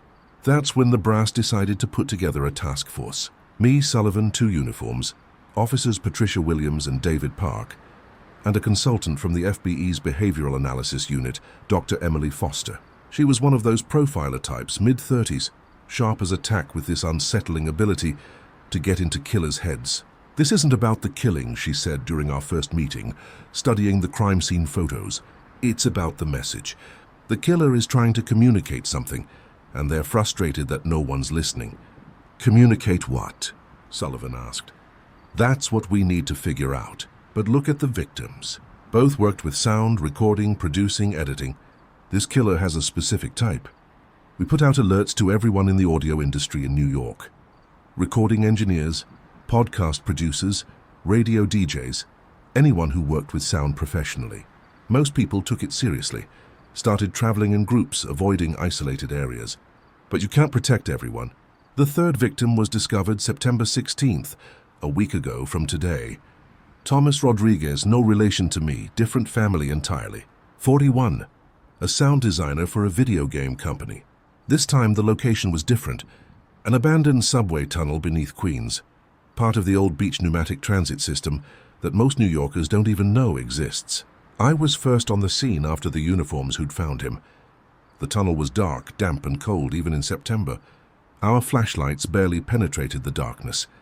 Thomas was positioned the same way as the others, but this time there were multiple cassette recorders, 7 of them arranged in a perfect circle around his body. "Jesus," Officer Williams said. "It's like some kind of ritual." Each recorder had a different message when we enhanced the audio. "You're not listening. Pay attention, hear me. I'm still here. Why won't you listen? It's so loud. Make it stop." Dr. Foster was examining the body when she froze. "Detective Russo, come here. Look at this." She was pointing at Thomas's neck. There was something there, barely visible. A surgical scar, old and well healed. "Check the others," she said urgently. We pulled the autopsy reports. Marcus White had a similar scar. So did Jennifer Chang. All 3 victims had had some kind of throat surgery at some point in their lives. "Thyroid surgery?" Sullivan suggested. "No, Dr. Foster said the positioning is wrong. This is something else." That's when things got strange. Well, stranger? Back at the precinct, I was going through the victims' backgrounds when I found the connection. All 3 had been patients at the same hospital, St. Catherine's in Manhattan, but at different times over the past 15 years, and they'd all been treated by the same doctor, Dr. Leonard Morrison, an ENT specialist who'd retired 5 years ago. We tried to track down Dr. Morrison, but his last known address was a bust. Neighbors said he'd moved out 3 years ago, left no forwarding address. Dr. Leonard Morrison, Dr. Morrison. I approached carefully, my hand on my weapon. He looked up at me, and for a moment his eyes cleared. "Detective, you're finally here. You're finally listening. Doctor, we need you to come with us." No. He shook his head frantically. You don't understand. I'm not the one doing this. I'm trying to stop it. Stop what? The echo. The echo of the first one. It won't stop. It keeps getting louder. Dr. Foster stepped forward. Dr. Morrison, what echo? What first one? Morrison laughed. A broken sound. My son Daniel, he was the first. My greatest success and my greatest failure. Over the next hour in that room, surrounded by whispers, Morrison told us his story. He'd had a son, Daniel Morrison, born deaf. As a doctor specializing in hearing, Leonard had been obsessed with finding a way to help his son hear. Traditional methods hadn't worked, so he turned to experimental ones. I developed the implants, he said. Microscopic devices that could detect sounds beyond normal human range. I thought if I could widen the spectrum of what could be heard, maybe Daniel could pick up something. Anything. What happened? Dr. Foster asked gently. It worked, God help me. It worked too well. Daniel could hear things none of us could. Not just infrasound, but other things. Things that aren't supposed to be heard. He said the city was screaming, that the dead were singing, that there were voices in the walls, in the air, everywhere. Morrison started crying. He couldn't turn it off. The voices got louder and louder. He begged me to make it stop, but I didn't know how. The implants had integrated with his nervous system. Removing them would have killed him. Where's Daniel now? I asked, though I had a feeling I already knew. He killed himself 5 years ago, jumped from the Brooklyn Bridge, but before he died, he said something. He said the voices would find others who could hear. He said they would make them listen one way or another. The 3 victims, Dr. Foster said, you gave them the same implants. Morrison nodded. Modified versions during their surgeries. I was trying to perfect the technology to find a way to control it. Each patient was told they were getting experimental treatment for various conditions. Tinnitus, hearing loss, vertigo. They all consented, but they didn't know what they were really consenting to. And now someone's killing them, Sullivan said. Someone who knows about the implants. Morrison shook his head violently. No, you don't understand. It's not someone. It's Daniel. He's still hearing the echoes and the sounds of the city. He's trying to make them hear what he heard. He's trying to make them understand. I was about to dismiss this as the ravings of a madman when Officer Williams, who'd been checking the cassette recorders, called out, "Detective, you need to hear this." She'd found one recorder that was different from the others. Newer digital display showing it had been recording for exactly 5 years since the day Daniel Morrison died. She hit play. The sound that came out wasn't a whisper. It was a voice clear and young and impossible. Dad, can you hear me? I'm still here. I'm in the sound. I'm in all the sounds. The city is so loud. Dad, it's so loud and no one's listening and I can't make it stop. Help me make it stop. The room went cold. I mean that literally. The temperature dropped at least 20 degrees in seconds. Our breath came out in visible clouds, and then we heard it not from the recorder, but from the walls themselves, from the air around us, from everywhere and nowhere. You're finally listening. The windows shattered. Not from impact, but from sound. A frequency so intense it turned glass to powder. We all covered our ears, but it didn't help. The sound wasn't coming from outside. It was coming from inside our heads. I saw Sullivan drop to his knees, blood trickling from his ears. Officer Park was screaming, but I couldn't hear him over the noise. Dr. Foster was trying to reach Morrison, who sat perfectly still in the center of the chaos, tears streaming down his face. And then, as suddenly as it started, it stopped. In the silence that followed, I heard Morrison whisper, "He's chosen the next one." "What do you mean?" I managed to ask, my ears still ringing. Morrison looked directly at me for the first time. The implants weren't the only thing that could make people hear. Sometimes trauma does it. Sometimes exposure to certain frequencies does it. Sometimes the city itself chooses who gets to hear its secrets. He pointed at me. "You can hear it now, can't you?" The echo, and God help me, I could. Beneath the normal sounds of the city and the sirens, the traffic, the voices, I could hear something else. Holotherming like a heartbeat made of whispers. And in those whispers, I could hear Daniel Morrison along with others. Hundreds of others, thousands maybe. The dead don't leave, Morrison said. They just become part of the frequency of the city. And once you can hear them, they never stop talking. That was a week ago. Morrison is in custody technically, though he's been moved to a psychiatric facility. The murders have stopped, but the investigation is ongoing. Sullivan's hearing is damaged, but he'll recover. The other officers are fine physically, at least. But me, I still hear it, the echo. Every night it gets a little louder. Every day. I understand a little more of what the voices are saying. They're not angry. They're not malevolent. They're just lonely. They just want someone to listen. Dr. Foster has been helping me, teaching me techniques to filter the sounds to focus on the living rather than the dead. But she admitted something to me yesterday that chilled me more than any ghost story could. "Detective Russo," she said, "I've been researching the acoustic properties of New York City. The way the buildings are arranged, the subway tunnels, the bridges, they form a pattern. The entire city is essentially a massive resonance chamber." "What are you saying?" "I'm saying that maybe Dr. Morrison wasn't entirely wrong. Maybe the city itself is an instrument and we're all just notes in a song we can't hear. Most of us can't anyway." She pulled up a map on her computer showing sound wave patterns across the 5 boroughs. "Look at this. Every time someone dies in New York, there's a small acoustic anomaly at that location. Usually too small to measure, but it's there. And over time, over decades, centuries even, these anomalies build up, layer upon layer of sound, creating a kind of acoustic fossil record of what?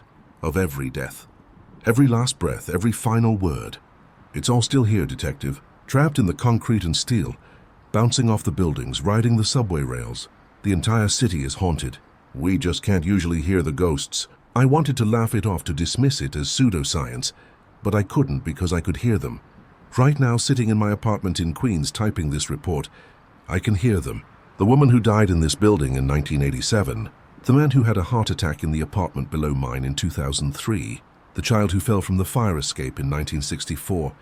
They're all still here, still talking, still trying to be heard. And now I'm wondering, when I die, will my voice join theirs? Will I become another whisper in the echo of New York? Another note in the city's endless song of the dead? Morrison's son Daniel was right about one thing. Once you start listening, you can't stop. The city won't let you.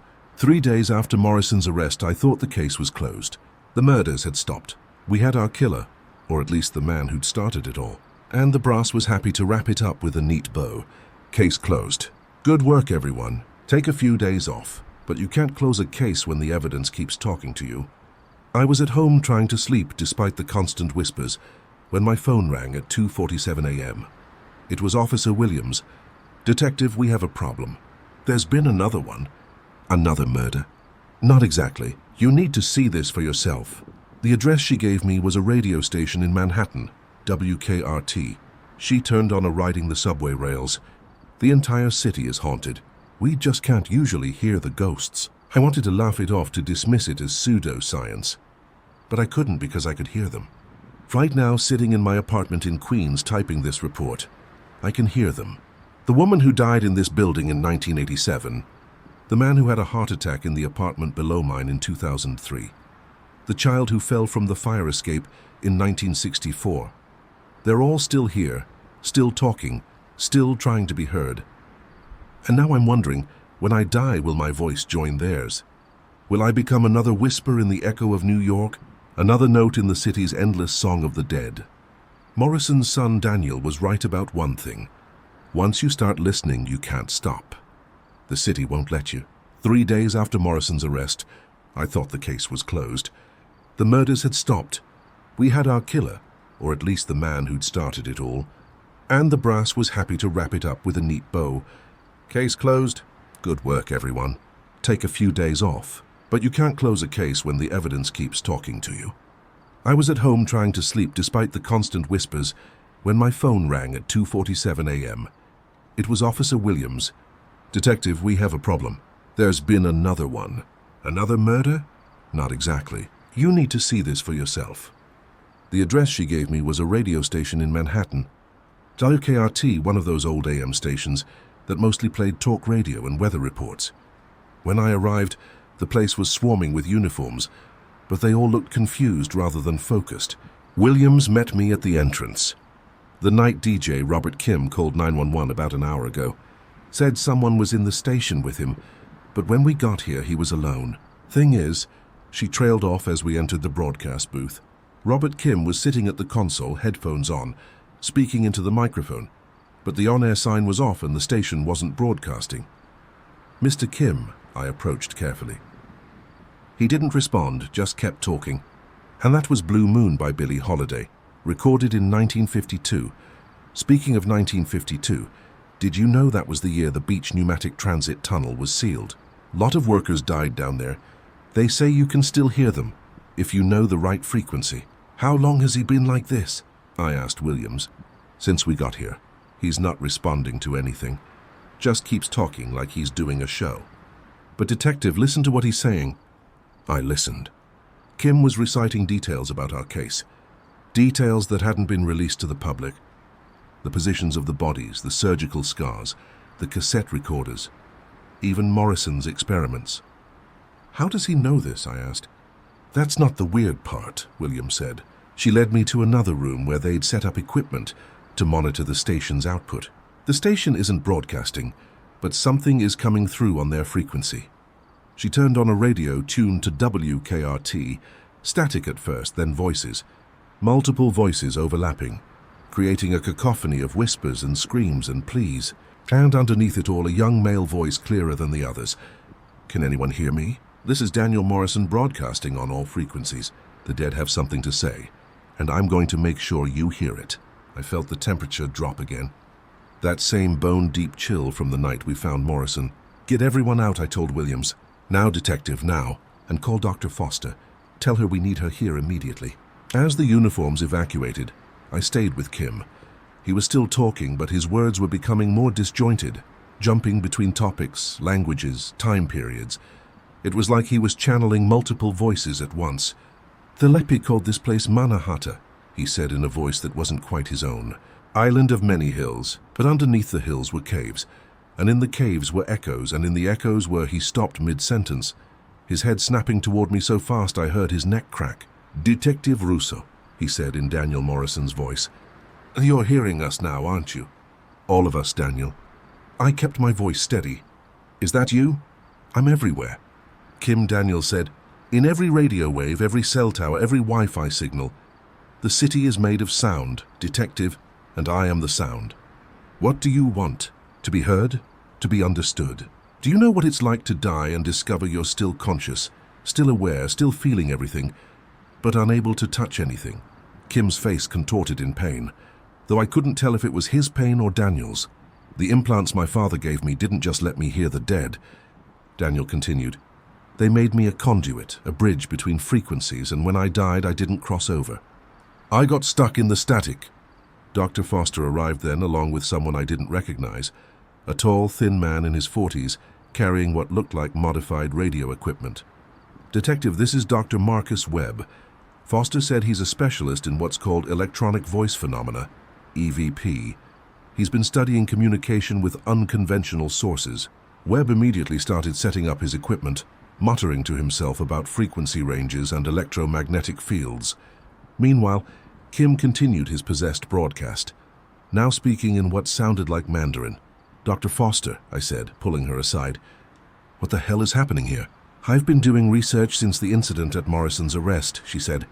"The implants Morrison created, they weren't just receiving devices. They were transmitters too. Every patient who received them became a two-way radio for frequencies we don't normally access. You're talking about ghost radios. I'm talking about the possibility that consciousness, or some echo of it, might exist as electromagnetic patterns after death. And if that's true, then Daniel Morrison isn't just receiving these signals. He's amplifying them, broadcasting them through anyone with the right attunement." Webb looked up from his equipment. "I'm getting massive EMF spikes centered on Mr. Kim, but extending throughout the building. It's like the entire station has become an antenna." Suddenly, every piece of electronic equipment in the room turned on at once. Computer screens, phones, tablets, all displaying the same message. They need to be heard. And then the real broadcast began. Not through the radio, but through everything. Every speaker, every phone, every surface that could vibrate with sound. Voices poured out. Hundreds, thousands of them. I heard testimonies of deaths throughout New York's history.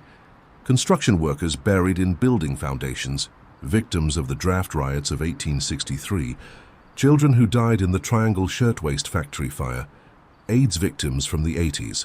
9/11 first responders, COVID casualties. Each voice was clear, distinct, desperate to tell their story. And I realized with horror that I recognized some of them. Marcus White's voice was there, and Jennifer Chang's and Thomas Rodriguez's.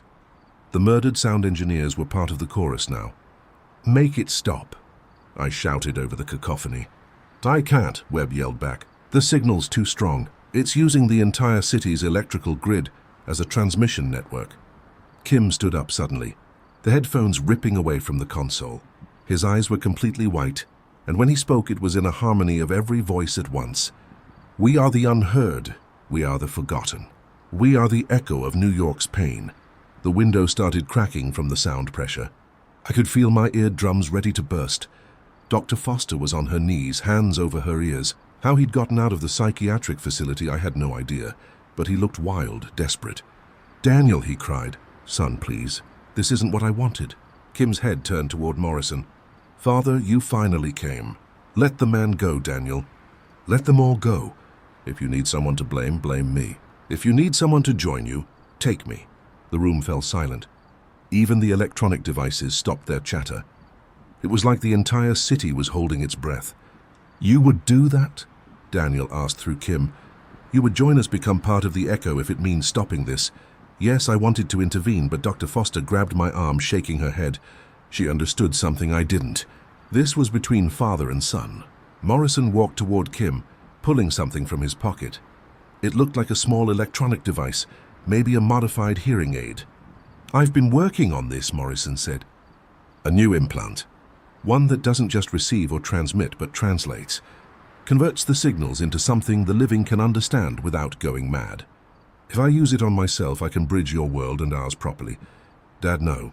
Daniel's voice cracked, sounding for the first time like the scared young man he must have been when he died. "It's okay, son. Let me fix what I broke." Morrison put the device to his ear. There was a sharp electronic whine, and then he collapsed. Kim collapsed at the same moment, finally released from Daniel's control. For a moment, nothing happened. Then Morrison's eyes opened. But they weren't Morrison's eyes anymore. They were young, frightened, and full of pain. "Dad," Daniel said through Morrison's mouth. "Dad, are you here?" "I'm here, son." Morrison's voice replied, though his lips didn't move. The sound came from everywhere at once. "We're together now in the Echo." What happened next is hard to describe. It was like watching two radio signals merge, creating a new frequency. Morrison's body began to glow with a soft blue-white light. The voices in the electronics grew harmonious, almost musical. And then, in a flash that left us all temporarily blind, Morrison disappeared. When my vision cleared, the room was normal again. Kim was unconscious but breathing. The electronic devices were off. And the voices, the endless chorus of the dead that had been plaguing me, were gone. No, not gone, just quieter, more organized, like they'd found a conductor for their chaos. Webb's equipment showed something remarkable. The random EMF spikes throughout the city had organized into a pattern, a rhythm, almost like a heartbeat. "They're still there," he said in wonder, "all of them. But they're not chaotic anymore. They're synchronized." Dr. Foster was checking on Kim. "He's okay. No permanent damage as far as I can tell. But Detective, look at this." She showed me her phone. Every radio station in New York was reporting the same thing. At exactly 3:33 a.m., they'd all broadcast the same message simultaneously, overriding their normal programming. "This is Dr. Leonard Morrison and my son Daniel speaking for the unheard dead of New York City. We are here. We have always been here. We are the memory of this city, the echo of its past, the whisper of its history. We don't seek to harm, only to be remembered. Every death matters. Every life had meaning. Every ending is also a beginning. Remember us, but do not fear us. We are the city's song, and now finally we can sing in harmony." The message played once and never repeated. The FCC went crazy, trying to figure out how every station had been hijacked simultaneously. They never did figure it out. The official report said that Dr. Leonard Morrison died of a heart attack while attempting to interfere with an ongoing investigation. Robert Kim was treated for exhaustion and released after 48 hours of observation. The technical malfunction that caused multiple radio stations to broadcast the same message was attributed to a sophisticated hack, though no perpetrator was ever found. Case closed. As far as the NYPD was concerned, for those of us who were there that night, the case never really closed. It just changed shape. 2 weeks after the radio station incident, I was back on regular duty. Sullivan had requested a new partner. He said it wasn't personal, but he couldn't handle being around me anymore. Said I made him nervous. The way I would suddenly stop and my head like I was listening to something, only I could hear. He wasn't wrong. The voices were still there, just different, organized like Webb had said. Instead of a chaos of screams and whispers, it was more like tuning through radio stations.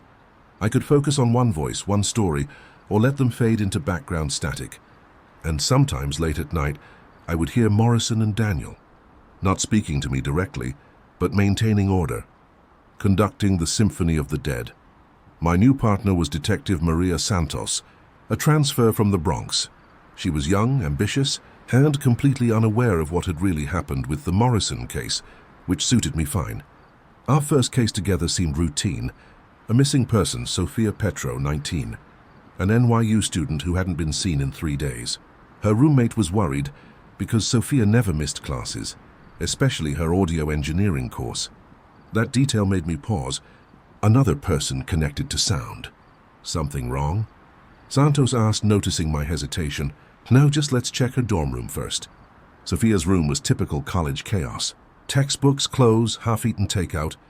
But her desk was meticulously organized, covered with audio equipment, recordings, notes about sound frequencies. Look at this, Santos said, holding up a notebook. She was researching something called the human resonance, some kind of global electromagnetic frequency. I knew what it was. Since the Morrison incident, I'd done my own research into frequencies and electromagnetic phenomena. The Schumann resonance was essentially Earth's heartbeat, a frequency created by lightning strikes around the globe, resonating between the Earth's surface and the ionosphere. But Sophia's notes went deeper. She was trying to find what she called urban resonances, specific frequencies created by cities themselves. And according to her calculations, New York's resonance was exactly 783 hertz, the same as the global Schumann resonance, but with harmonic overtones that suggest an artificial amplification. She was onto something, I muttered. Onto what? Santos asked. Before I could answer, I heard it. A voice, young and female, frightened. Help me. They can hear me, but they won't listen. Please, someone listen. It was coming through the computer speakers, even though the computer was off. Santos jumped back. What the hell was that? I touched the computer and immediately felt it. That familiar cold, that electric tingle. Sophia was in the network. Not dead, but not quite alive either, stuck between states like Daniel had been. We need to find where she was last seen, I said. Check her phone records, credit cards, anything with a digital footprint. Santos looked at me strangely but complied. Within an hour, we traced Sophia's last known location to an abandoned AM radio transmission tower in Staten Island. She'd taken an Uber there 3 nights ago at 11:47 p.m. The tower was part of an old station that had been shut down in the 90s, but when we arrived, it was humming with electricity. The fence around it was supposed to be locked, but the chain had been cut. Should we call for backup? Santos asked. I probably should have said yes, but I could hear Sophia calling through every piece of metal in the area. The fence, the tower, even our badges were vibrating with her voice. She's still alive, I said. We don't have time. We entered the building at the base of the tower. Inside was a makeshift laboratory, computers, oscilloscopes, frequency generators, and in the center a chair with electronic components attached to it. Sophia Petrov was in the chair unconscious, with wires attached to her head. But she wasn't alone. A man stood beside her, adjusting dials on one of the machines. He was young, maybe mid-20s, wearing a lab coat that had seen better days. Step away from her, I said, drawing my weapon. The temperature plummeted, the lights flickered, and through the speakers, through the metal, through the very air itself, came a sound like nothing I'd heard before. Not screaming, but rage given audio form. Sophia's body began convulsing. The machines sparked and smoked, and in the reflection of every screen I saw them. Dozens of figures, shadow-like, pressing against the barrier between their world and ours. They're using her as a gateway, Park said, frantically adjusting controls. I can't stop them. Santos was calling for backup, but I knew they wouldn't arrive in time. I did the only thing I could think of. I grabbed the wires attached to Sophia's head. The shock wasn't electrical. It was psychic. Suddenly I was in the network. The echo, the space between life and death. It was like diving into an ocean of consciousness. Every drop, a different voice, a different story, a different death. And there was Sophia, a bright point of living thought in a sea of the dead, being pulled in every direction by desperate, grasping shadows. But I wasn't alone. Morrison was there, and Daniel holding back the tide as best they could. Detective Morrison's voice thought presence reached me. "You shouldn't be here. Neither should she. Help me get her out. The angry ones are too strong. They've been feeding on the city's negative energy. Every murder, every suicide, every death filled with rage or despair. They're using Sophia's connection to break through." I could see them now. The angry dead. Not just victims, but perpetrators too. Killers who'd been executed. Criminals who died in shootouts. Victims who died cursing their killers. All united in their rage, their refusal to let go, their desire to return and continue the cycle of violence. "There has to be a way," I said. Daniel's presence moved closer. "There is, but it requires a choice. Someone has to take Sophia's place. Someone strong enough to hold the gateway closed from this side." "I'll do it." So another voice said, "Park." He'd grabbed the wires too, entering the network. "This is my fault, my responsibility." I continued Morrison's work, without understanding the consequences. "Jason, no," Morrison began. "It's okay, Doctor." "You tried to heal. I tried to understand. But sometimes the best we can do is protect others from our mistakes." Park's consciousness moved past us towards Sophia, wrapping around her like a shield. The angry dead turned their attention to him, sensing an easier target. "Go," he shouted. "Get her out. I'll hold them." I pulled Sophia's consciousness, Morrison and Daniel pushing from behind. The boundary between the network and reality stretched, thinned, and finally broke. I was back in the transmission building, Santos shaking my shoulders. Sophia was gasping, awake, terrified, but alive. Park's body was still in the chair, but I could see the life leaving his eyes. "Thank you," he whispered. And then he was gone, but not silent. I could hear him in the network now, adding his voice to the barrier. Morrison and Daniel maintained. 3 guardians now holding back the angry dead. The backup arrived. The official story was that Park had been conducting illegal experiments, had kidnapped Sophia, and had died from a seizure caused by his own equipment malfunctioning. Sophia corroborated the story, too traumatized to say otherwise. But later at the hospital she grabbed my hand. "You heard her, didn't you?" she whispered. "My grandmother," I had. In those moments in the network, I'd heard every voice, including an old woman speaking Russian, calling for her granddaughter. "She said to tell you she's proud of you." I lied. The grandmother hadn't said that. She'd been one of the angry ones, furious at being forgotten. But Sophia didn't need to know that. 3 weeks later, I was finishing paperwork at my desk when Santos approached me. "Rosso, can I ask you something?" "Sure." "That night at the radio tower, what really happened? And don't give me the official version." I looked at her, weighing my options. Then I decided she deserved the truth, or at least part of it. "You ever wonder why New York feels different from other cities?" I asked. "Why it has this energy, this pulse that nowhere else does? It's New York. 8 million people crammed together. Of course it has energy. It's more than that. Every person who's ever lived and died here leaves something behind. Not just memories or legacies, but actual electromagnetic traces, patterns in the city's frequency. And sometimes those patterns can be accessed. You're talking about ghosts. I'm talking about consciousness persisting as electromagnetic information after biological death. I'm talking about the city itself being a massive storage device for human experience."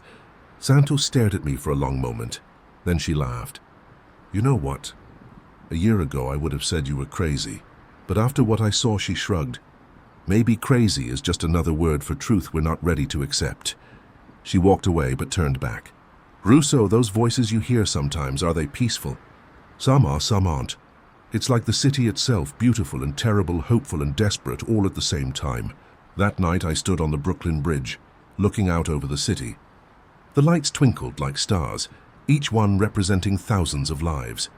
And beneath the sound of traffic and wind I could hear it, the echo. Morrison, Daniel, and Park still maintaining their vigil. The organized dead sharing their stories in orderly succession, and behind them, held back but never fully silenced, the angry ones. New York never sleeps, they say. Now I know why the dead don't sleep. And in a city with this many dead, the night is never quiet. But I've learned to live with it, to use it. Even every case I work now, I have witnesses no one else can interview. Every crime scene speaks to me in ways that would terrify most cops. Santos knows, I think. She's never asked directly again, but sometimes I catch her watching me when I pause to listen to something only I can hear. And sometimes late at night when we're on patrol, she'll turn off the radio and say, "What are they telling you tonight, Russo?" 6 months had passed since the radio tower incident. The Echo murders, as the press had called them, were old news. New York had moved on to fresh tragedies, new scandals. But for those of us who knew the truth, nothing had moved on. If anything, things had gotten more complex. I'd started keeping a journal documenting the voices I heard, not for evidence or investigation, but for my own sanity. Writing them down made them feel less intrusive, more like interviews with witnesses than invasive whispers in my skull. Santos had become my unofficial partner, in more ways than one. She couldn't hear the voices, but she developed a knack for reading me, knowing when I was listening to something important. We'd solved 12 cold cases in 6 months, each one guided by testimonies from the dead. The brass was ecstatic. The media called us the miracle detectives, if only they knew. It was a Thursday evening in March when everything changed again. We were investigating a homicide in Washington Heights.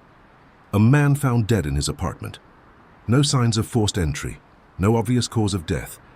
The victim was Carlos Mendoza, 45, a maintenance worker for the subway system. "Third one this month," Santos said, reviewing the file. "All MTA employees, all found dead in their homes. No apparent cause. I knelt beside the body and immediately felt it.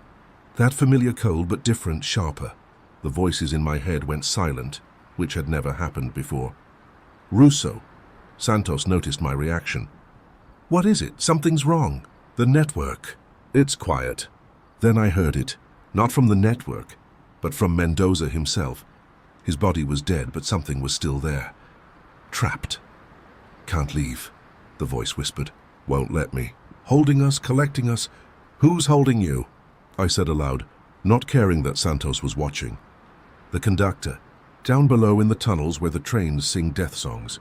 The body's hand suddenly grabbed my wrist. Mendoza's dead eyes opened, pupils dilated to black holes. 7 days, he said, with lungs that shouldn't have been able to hold air. 7 days until the grand performance. All tracks lead to the same station. All trains arrive at midnight.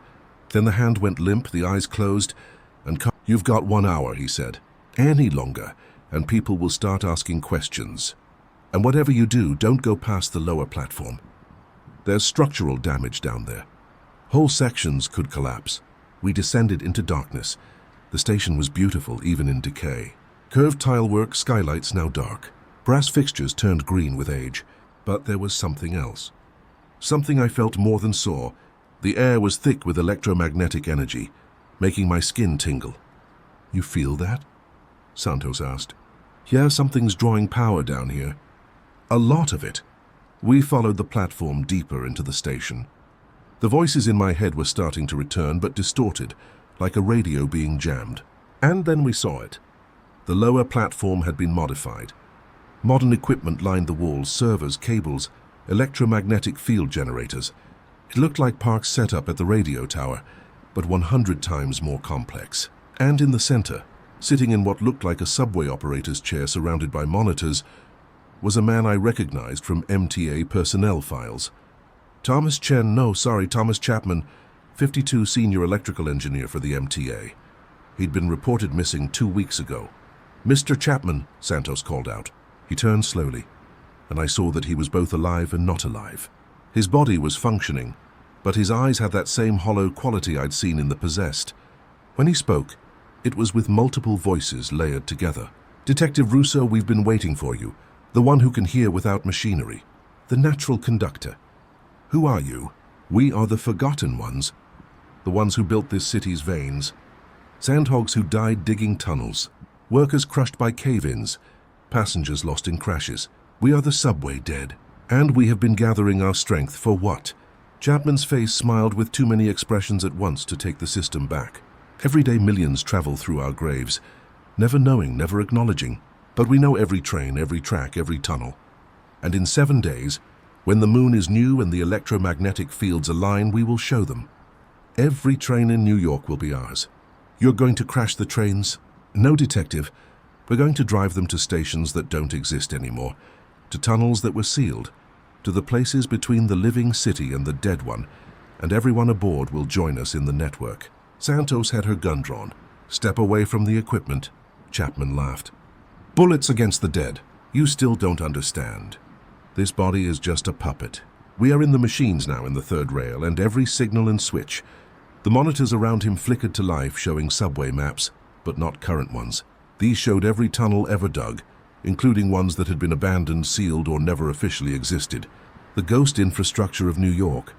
Morrison and his son think they can control us, Chapman continued. Keep us organized, peaceful. But they only control the surface dead. We are the deep dead. The ones who died in darkness, crushed by the weight of the city itself. We have our own network, our own frequency. If you hurt innocent people, I started innocent. Every person who rides the subway travels on tracks laid over our bones. Every tunnel is a tomb. Every station is a cemetery. They owe us acknowledgement, respect, remembrance. Instead, they complain about delays while standing where we died. I felt a familiar presence suddenly. Morrison pushing through the interference. Detective. His voice echoed in my head.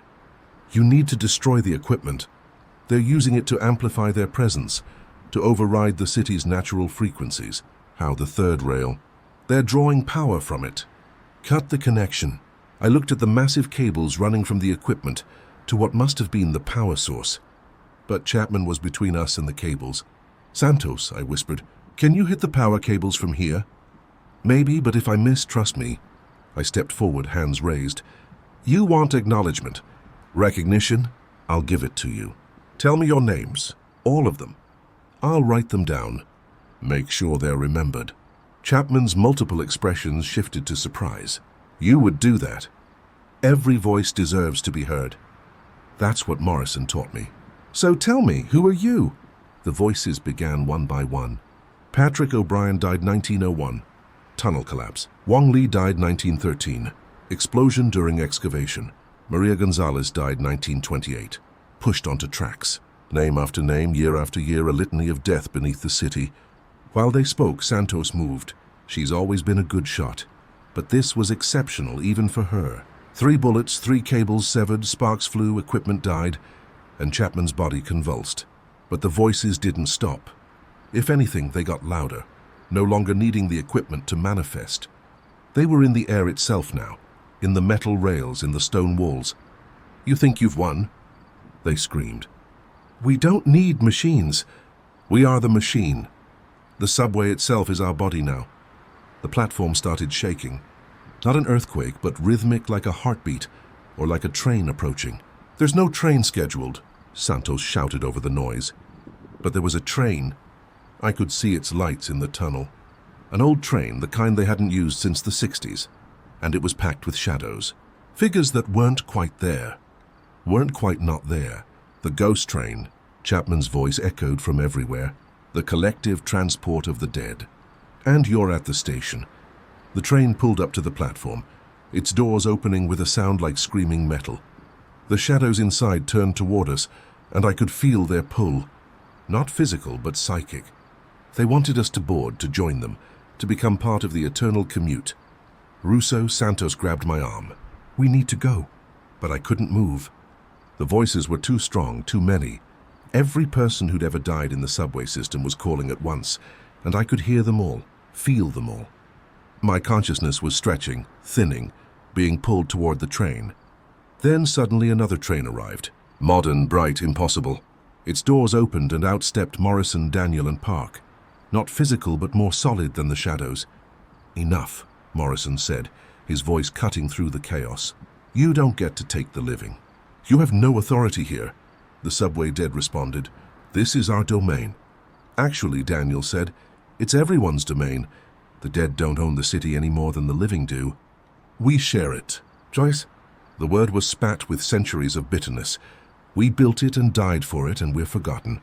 Then let's remember you properly, Park said. He held up something. A device similar to the one Morrison had used on himself. This won't control you or disperse you. It will integrate you properly into the city's network. Your stories will be heard. Your names will be known. But you can't hurt the living to get that recognition. And if we refuse, Morrison stepped forward. Then we fight, and trust me, the surface dead outnumber the deep dead. Every person who's died in New York for the past 6 months has joined our network willingly. We're organized, we're united, and we won't let you turn the subway into a weapon. The standoff lasted maybe 30 seconds, but it felt like hours. I could feel the opposing forces, the rage of the forgotten workers versus the protective presence of Morrison's network. The station itself seemed to hold its breath. Finally, the subway dead spoke through Chapman one more time. We want a memorial, a real one, in every station with every name. I'll make it happen, I said, finding my voice. I'll go to the press, the mayor, whoever I need to. Your names, your stories, they'll be known. The ghost train's doors closed. The shadows inside pressed against the windows, watching. Finally at peace. Santos got promoted to lieutenant. She deserved it. She'd been the one to make the shot that saved us after all. I stayed a detective. The voices were quieter now, but still there, still helping with cases. A year later, on the anniversary of the City Hall Station incident, I went back officially this time as part of the memorial dedication. The mayor was there, the press, families of some of the workers who died over the decades. As the mayor unveiled the main memorial, a beautiful brass plaque with hundreds of names, I heard them, not angry or desperate, but grateful. Patrick O'Brien, Wong Lee, Maria Gonzalez, and hundreds of others, their voices joining in what sounded almost like singing. Thank you, they said in unison, for listening, for remembering, for making us part of the city again, not just its foundation. That night, I updated my journal with a final entry about the Echo murders. The dead don't want to hurt us. They just want to be heard. Every death leaves an echo, a pattern in the electromagnetic fabric of the city. Some echoes are louder than others. Some are angry. Some are sad. Some are peaceful. But they're all there, waiting for someone to listen. New York City has 8 million living residents and countless dead ones.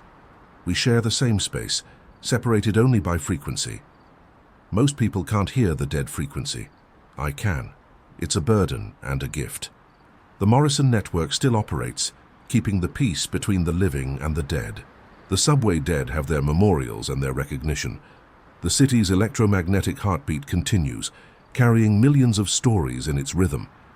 And I continue to listen, to translate, to bridge the gap between what we see and what we can't see but know is there. My name is Detective Anthony Russo. I solve murders in New York City. Sometimes the witnesses are alive, sometimes they're dead, but they all have stories that deserve to be heard. The echo never really ends. It just becomes part of the city's song. And if you listen carefully in the subway tunnels, in the old buildings, in the spaces between heartbeats, you can hear it too. The city remembers everything. Every life, every death, every story. We just have to learn how to listen. Santos found me writing that entry, sitting at my desk at 3:00 a.m. Sam, you can't sleep? She asked. They're louder at night, I said. But it's okay, they're not angry anymore, they're just talking. What do they talk about? Everything. Their lives, their deaths, their dreams.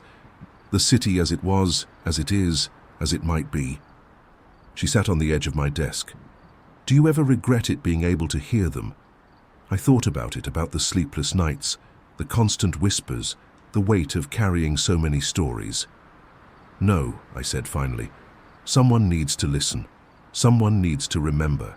And maybe that's what I was meant to do. The ghost whisperer of the NYPD, she said with a small smile. Something like that. We sat in comfortable silence for a moment. Then Santos asked, Will I hear them someday when I die? I don't know. Maybe. Or maybe you'll become part of the echo, adding your voice to the city's song. That doesn't sound so bad, being part of something larger even after. Yeah, I agreed. It doesn't.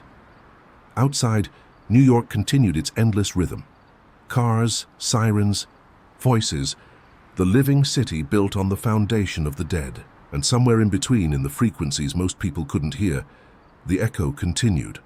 Morrison, Daniel, Park, and thousands of others maintaining the balance. The subway dead, finally acknowledged, resting in their tunnels. And me, detective. Anthony Russo, translator between worlds I never knew existed, until one night when I answered a call about a body in an abandoned factory. The echo murders were over. But the echo itself would continue as long as New York stood.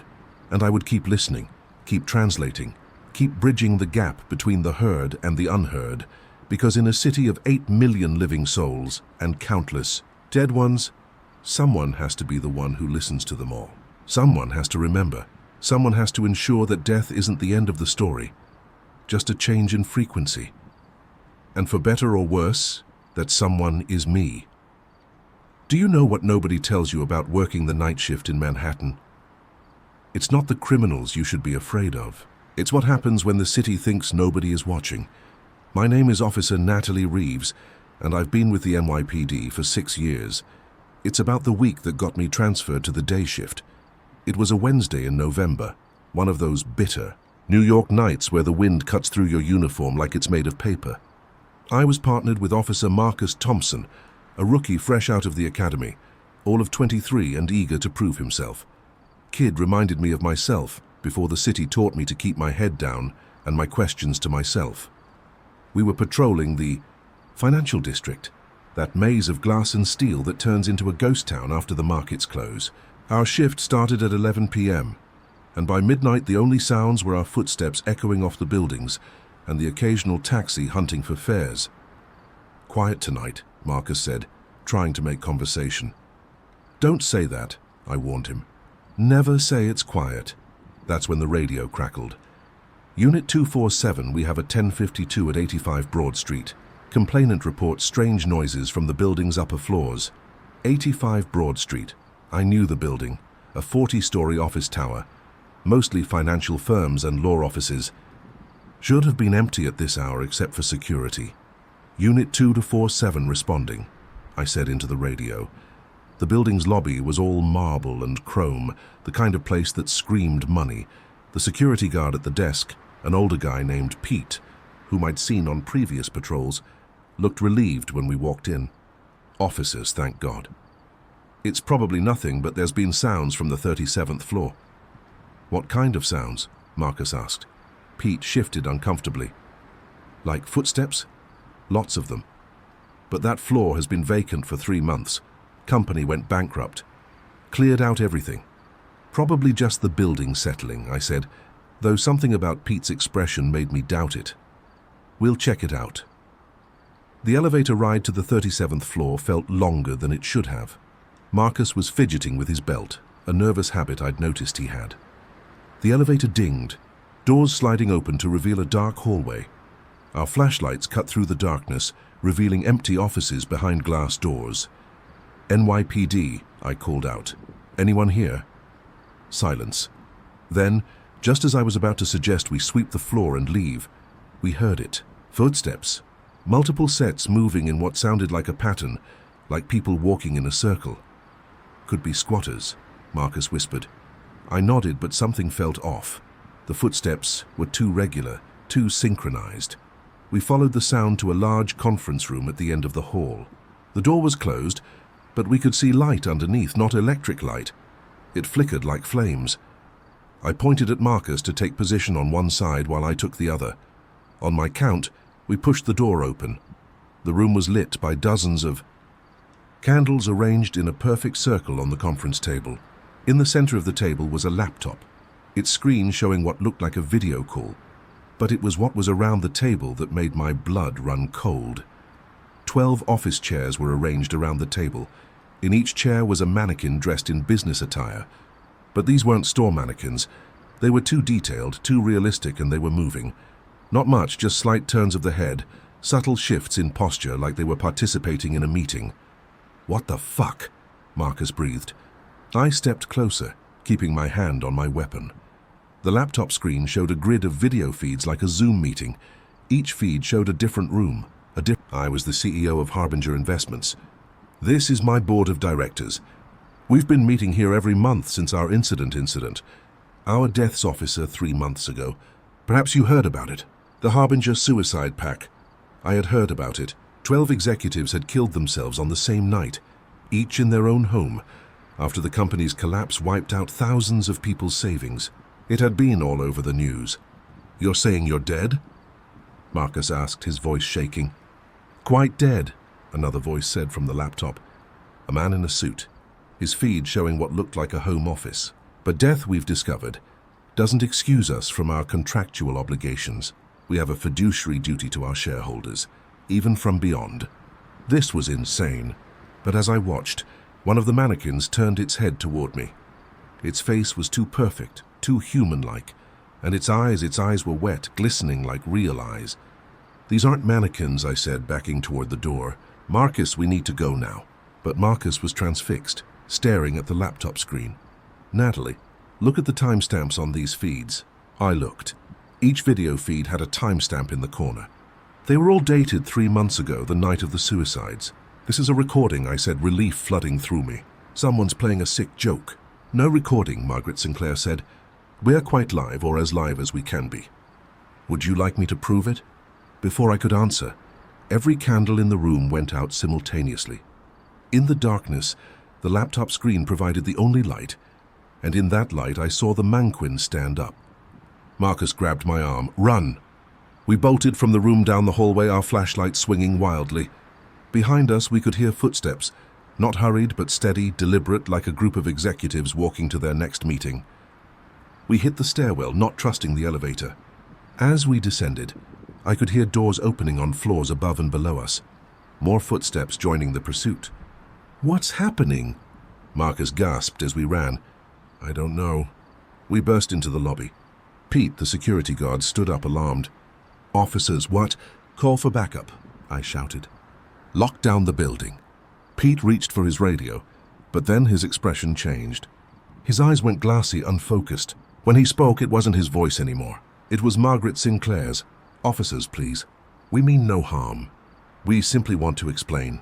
Marcus and I backed toward the exit, but the automatic doors wouldn't open. We were trapped. Explain what? I demanded, trying to keep my voice steady. Pete, Margaret tilted his head at an unnatural angle. The merger? What merger? Between the living and the dead. You see, when we died, we discovered something. The corporate structure doesn't end with death. The contracts we signed, the obligations we accepted, they follow us. We exist in a state of permanent liability. That's impossible, is it? Every corporation is, legally speaking, an immortal entity. It exists beyond the death of its creators, its employees, its shareholders. We simply found a way to align our consciousness with that immortality. The elevator dinged, the doors opened, and out walked the 12 mannequins. But now I could see them more clearly in the lobby's bright lights. They weren't mannequins at all.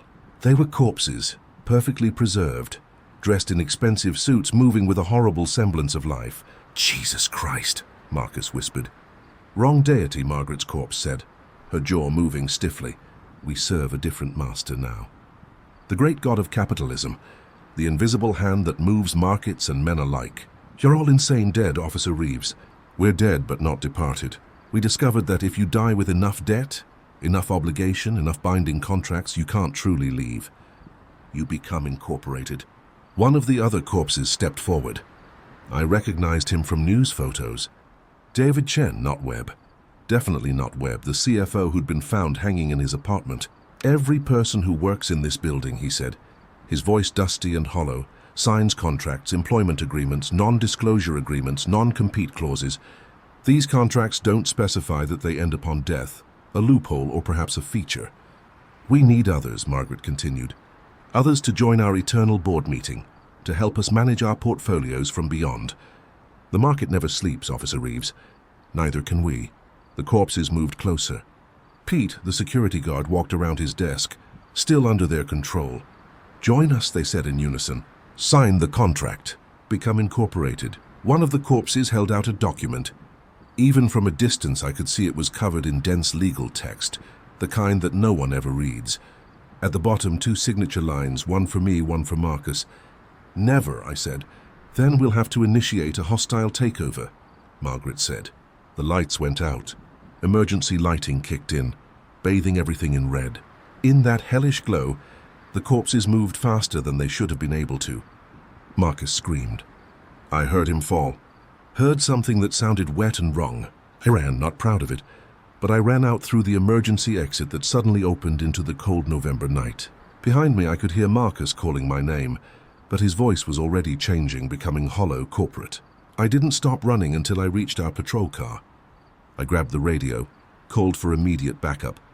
Officer down, possible 1013. Within minutes, the street was full of flashing lights. They found Marcus in the lobby, unconscious but alive. Pete was at his desk. No memory of the last hour. The 37th floor was empty. No candles, no laptop, no sign that anyone had been there. The official report said we'd encountered squatters who drugged us somehow. Hallucinations, stress. Marcus was put on medical leave. He quit the force a month later. Said he couldn't shake the feeling that he'd signed something that night, even though he couldn't remember doing it. But I knew better, and I started paying attention. After the incident at 85 Broad Street, I tried to return to normal patrols, tried to convince myself it had been a hallucination, a shared psychotic episode, anything but what I knew it had been. But once you've seen behind the veil of the city, you can't unsee it. Marcus never came back to the force. I visited him once at his apartment in Queens. He'd lost weight, had dark circles under his eyes. He showed me his arms covered in what looked like legal text tattooed into his skin, but in a language that hurt to read. It appears a little more each day, he said, like terms and conditions updating. I can feel them in my head, Natalie.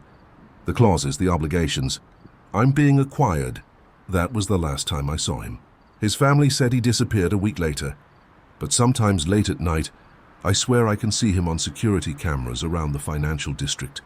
Always walking toward 85 Broad Street, always at exactly 11:47 p.m. My new partner was Officer James Kowalski, a 15-year veteran who'd specifically requested night shifts. Day shifts for rookies and Republicans, he'd say with a laugh that never reached his eyes. Kowalski knew things. Never said how, but he'd sometimes steer us away from certain buildings, certain streets at certain times. City's got its own schedule, he told me one night as we patrolled Tribeca. You just got to know when to look the other way. It was 3 weeks after the Broad Street incident when we got the call that would make everything make sense, or as much sense as anything could make in this nightmare. Their bindings, obligations. The city runs on them, and sometimes when enough of them pile up in one place, when the conditions are just right, they become real. I finished. Smart girl. The city's incorporated, Natalie, has been since 1653. And incorporation, real incorporation, it's about more than just business. It's about binding souls to purposes. I looked at the dead woman again. There was something familiar about her. Then it hit me. I'd seen her picture in the break room. Officer Sarah Mitchell reported missing 2 weeks ago from the 6th Precinct. Sarah Mitchell, I said she was a cop. Was Kowalski agreed until she started asking the wrong questions. Looking into why so many city employees die on the job, but keep showing up in the system. Ghost employees, they call them. Thought it was fraud. But it ain't fraud when they're really working. You're saying the city employs dead people. How do you think a city this big keeps running? Do you know how many employees NYC is supposed to have and how many actually show up? The difference is made up by the incorporated. Those who died in service and can't leave. A sound from deeper in the archives made us both freeze. Footsteps, but weird ones. Too many feet moving in perfect synchronization. We need to go, Kowalski said. But before we could move, they emerged from between the file stacks. City employees, dozens of them, in uniforms from different eras. Cops from the 70s, firemen from the 40s, clerks and administrators in clothing dating back over a century. All dead, all still working. At their head was a man in a commissioner's uniform from what looked like the 1920s. When he spoke, his voice was like rustling paper. Officers Reeves and Kowalski, you're trespassing in restricted archives. We're investigating a death, I said, trying to keep my voice steady. Death? The commissioner laughed, a sound like files being shuffled. Officer Mitchell isn't dead. She's been promoted, transferred to our department, the Department of Eternal Services. Sarah Mitchell's corpse stood up from the desk, her head lowing at an unnatural angle. It's true, Natalie. I've seen the real organizational chart. The city has so many more levels than you know. This is insane. This is administration, the commissioner corrected. Every city needs its workers. Living workers demand pay, benefits, time off. The dead only require purpose, and the contracts bind them beautifully. He gestured to the files around us. Every civil servant signs them buried in the paperwork when you join. A clause here, a subsection there. Did you read every word of your employment agreement, Officer Reeves? I hadn't. No one did. The stack of papers you sign on your first day, you just sign where they tell you to sign. Page 247, subsection 18B, the commissioner continued. In the event of death during service, the employee agrees to continue in their designated role until such time as the city releases them from obligation. It's all perfectly legal. Legal by whose law? Kowalski demanded. The city's law. The old law. The law that was here before humans, that will be here after. The law of obligation and contract. The dead employees moved closer. I could see now that some of them bore wounds, bullet holes, burn marks, crushing injuries. They'd all died on the job, and they were all still working. Join us voluntarily, the commissioner said, and you keep your autonomy. Resist, and eventually the contract claims you anyway. Every city employee dies eventually. And when you do, you'll find yourself right back here in the archives signing your eternal extension. There has to be a way out, I said. Out? Sarah Mitchell laughed, a wet, horrible sound. The only way out is to find someone to take your place. Transfer the contract. But who would willingly sign their soul to the city? I thought of Marcus, of the text appearing on his skin. Had he been marked claimed? Was he wandering the financial district because his contract had already been transferred to him that night? Kowalski pulled out his gun, not pointed at anyone, just held at his side. We're leaving now. The commissioner smiled with lips that had long ago dried to leather. Certainly, but remember, officers, every shift you work, every hour you log, you're getting closer to joining us. The city never forgets its employees, never releases them. You'll see. The dead parted, creating a path to the stairs.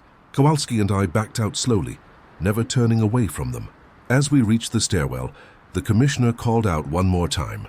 Check your pay-ubs, Officer Reeves. See how many deductions you don't recognize. Each one is a clause. Each one is a chain. We climbed the stairs in silence, emerged into the lobby where backup was finally arriving. The official story was that Officer Mitchell had killed herself in the archives, driven mad by the isolation of working alone. The room was sealed, the files relocated. But that night I did check my pay-up, and Kowalski was right. There were deductions I'd never noticed. Strange codes that didn't match any union dues or benefits I knew about. TADTS 0001 ETRBINDSOULR ET Department of Eternal Services. Eternal binding. Soul retention. How long have you known? I asked Kowalski, as we sat in our patrol car afterward. Since my partner died in 2009, he said, shot in the line of duty. But I kept seeing him on security cameras in reflections, always working his beat. Finally tracked him down.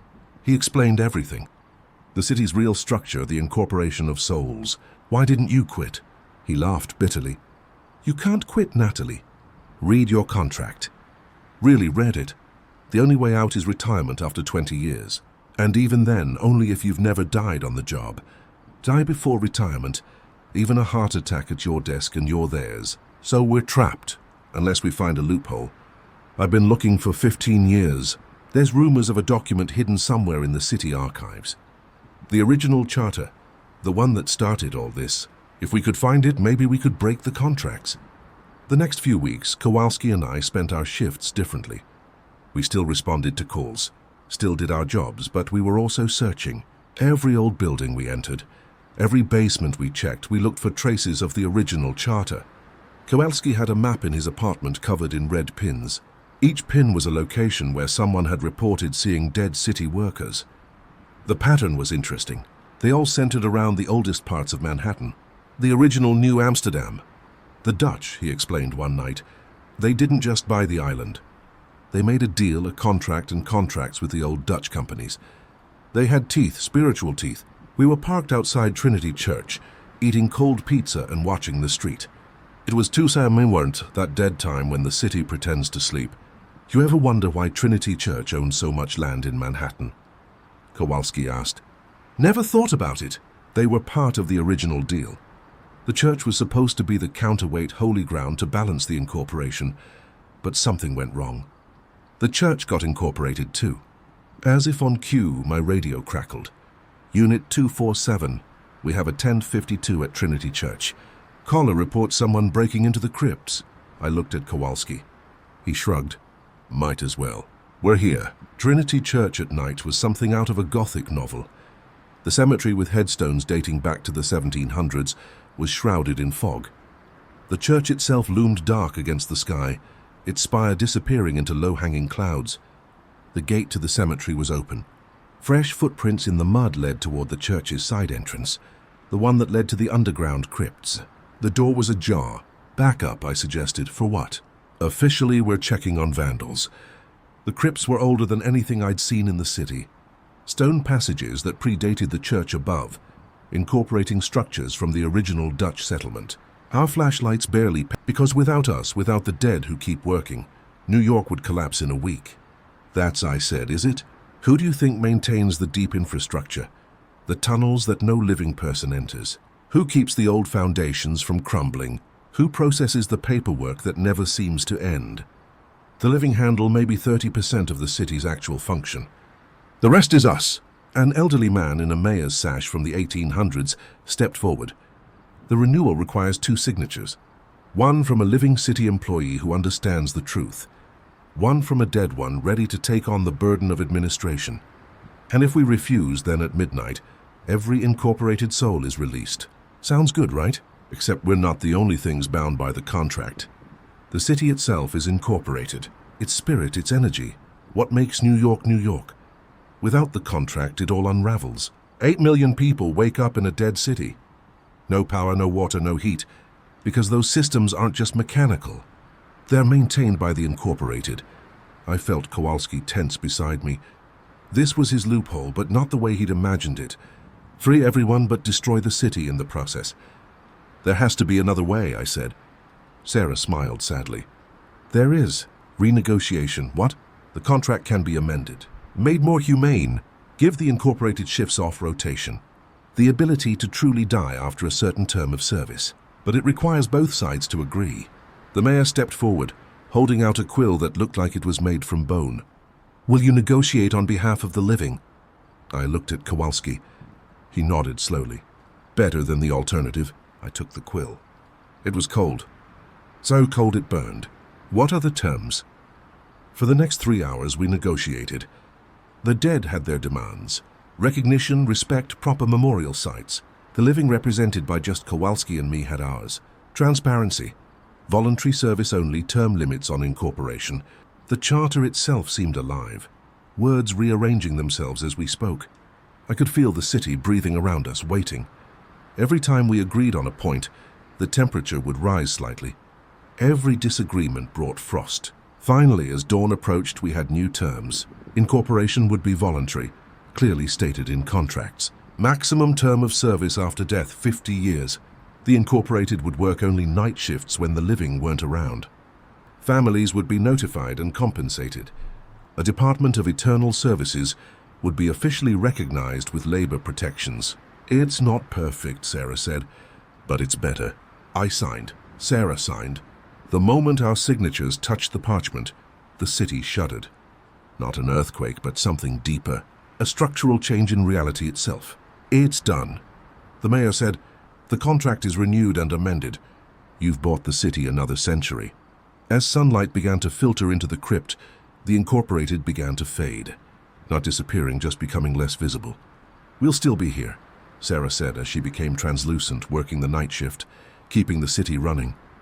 But now it's a job, not a prison. What about those already incorporated against their will? I asked. They can choose, stay and work there 50 years or pass on. Most are choosing to stay, at least for a while. This city gets in your blood, Natalie. Even death can't cure you of being a New Yorker. She was gone.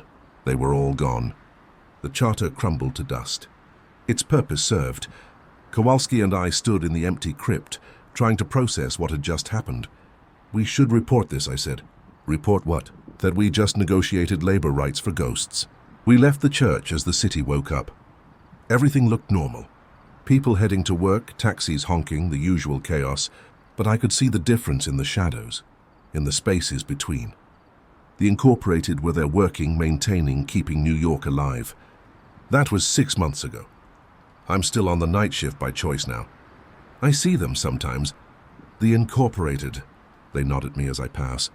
Professional recognition between shift workers. Marcus came back. He works for the Department of Eternal Services now. Liaison between the living and the dead. The text on his arms turned out to be his contract, fully visible now that the terms are transparent. It's not a bad gig, he told me. Full benefits, and I mean full death benefits included. 6 months after the contract renewal, New York had adapted to its new reality. The Department of Eternal Services was officially recognized, hidden in the city budget, under night infrastructure maintenance. Most people didn't ask questions. Those who did were quietly informed that some things were better left unexamined. I'd been promoted to detective, specifically assigned to what they called temporal crimes, cases involving both the living and the Incorporated. Kowalski was my partner still, though he was counting down to his retirement. 5 more months and he'd be free. Really free, as long as he didn't die on the job. It was a Thursday in May when we got the call that would test everything the new contract had established. Detectives, we have a situation at 1 Police Plaza. The dispatcher said, Commissioner wants you there immediately. 1 Police Plaza, the headquarters of the NYPD. When we arrived, the building was in subtle chaos. Not enough for the public to notice, but every cop there was on edge. Commissioner Patricia Hayes met us in her office. She wasn't alone. Standing beside her desk was a figure I recognized from old photographs. Theodore Roosevelt, not a look-alike. The actual Theodore Roosevelt in his commissioner uniform from 1895. Detectives, Hayes said, her voice strained. We have a problem. Roosevelt stepped forward. He looked exactly as he had in life, except for a slight translucency and eyes that held over a century of death. Someone is murdering the Incorporated, he said in that famous, energetic voice. 3 of my officers in the past week, which should be impossible. How do you murder someone who's already dead? I asked. By erasing them, Roosevelt replied. Not just destroying their physical form, but removing them from the contract. Deleting their incorporation. They don't pass on. They simply cease. No afterlife, no peace, just nothing. Kowalski whistled low. Who could do that? Commissioner Hayes pulled up files on her computer. That's what we need you to find out. The victims were all Incorporated officers who died in the line of duty between 1890 and 1920. They were working their night shift in the subway system when they just vanished. Witnesses, other Incorporated. They reported seeing a figure in an old Dutch magistrate's outfit. He carried what looked like a ledger. Every name he crossed out ceased to exist. Roosevelt's face was grim. We believe someone has found the original ledger, the one that predates even the charter, the record of every soul bound to New Amsterdam and then New York. I thought the charter was the original document. I said the charter was version 2, Roosevelt explained. The Dutch kept a ledger first. You're destroying souls. I'm freeing them. Every name in this ledger is a soul in pain, bound to serve a city that has forgotten them. Better to cease than to suffer eternally. That's not your choice to make, Kowalski said. Van der Don laughed, a sound like autumn leaves being crushed. I wrote the original law. Every incorporation law that followed was based on my work. If anyone has the right to undo it, it's me. What about the city, I asked. Without the Incorporated, New York dies. Perhaps it should. Perhaps something better could be built on its bones. A city that doesn't require the dead to function. A city that lets its souls rest. He opened the ledger, pulled out a quill that looked like it was made from shadow itself. I'll start with Theodore Roosevelt. His incorporation has been particularly aggressive in maintaining the system. Roosevelt stepped out from behind a pillar. Adrian, it's been a long time. Van der Don paused. Theodore's still playing police commissioner after all these years. Someone has to maintain order both among the living and the dead. Order. Is that what you call this eternal servitude? I call it duty. Something you abandoned when you decided to become judge, jury, and executioner for the Incorporated. They faced each other, 2 dead men from different centuries representing different views of death and duty. The air between them crackled with an energy that made my teeth hurt. You know, Roosevelt said, there's something you should know about that ledger. Van der Donk gripped it tighter. What? It's not complete. When the British took over from the Dutch, they created their own records. When America became independent, more records. Your ledger only controls the Dutch Incorporated. A fraction of the city's dead. It's enough. If I remove the foundation, the rest collapses. Not if we stop you. That's when I saw them. Hundreds of incorporated from every era of New York's history, emerging from the shadows of the station. Cops, firefighters, construction workers, clerks, all the dead who kept the city running. You would fight me? Vanderdon asked. I'm trying to free you. We don't want your freedom, Sarah Mitchell said, stepping forward. We chose to stay. The new contract gives us purpose, community, a chance to serve even after death. You would take that away because you think you know better. Vanderdon raised the quill. I'll erase you all if I have to. Try it, Roosevelt challenged. What happened next was like watching a battle between ideas themselves. Vanderdon would write a name and an incorporated would flicker, but the others would concentrate, reinforcing their colleagues' existence through shared memory and will. The ledger's power was old, but the collective will of New York's incorporated was vast. I realized what I had to do. While the dead fought their metaphysical battle, I approached Vanderdonk. He was so focused on his ledger, he didn't notice until I was right beside him. You know what your problem is? I said, you're still thinking like it's 1655, like you can make unilateral decisions for everyone. I am the first lawyer, we're the first lawyer. Now you're just another incorporated thinking you know best. I grabbed the ledger. It burned my hands with cold, but I held on. This is New York. We vote here. We negotiate. We compromise. Let go, make me. He tried to pull the ledger away, but something strange happened. The moment my living hands and his dead hands both held the book, it began to change. Pages appeared that hadn't been there before. Modern pages, digital-looking almost. What's happening? Vanderdon gasped. Roosevelt laughed. The ledger is updating, incorporating itself into the modern contract. You forgot, Adrienne. Documents in New York evolve. They adapt just like the city itself. The ledger transformed, becoming something hybrid, part ancient tome, part modern database. And in that transformation, Vanderdon's absolute control over it shattered. No, he tried to write another name, but the ink wouldn't flow. The incorporated he'd tried to erase began to re-solidify, their existence restored by the updated ledger. It's over, I said. The ledger belongs to the city now, all of it, not just the Dutch part. Vanderdonk collapsed, the weight of centuries suddenly visible on his face. I just wanted to rest, to finally rest, then rest, Roosevelt said not unkindly. The new contract allows for it. 50 years of service, then you can choose to pass on. You've served far longer than that. I can rest. Sarah Mitchell approached, helped him to his feet. We all can when we're ready.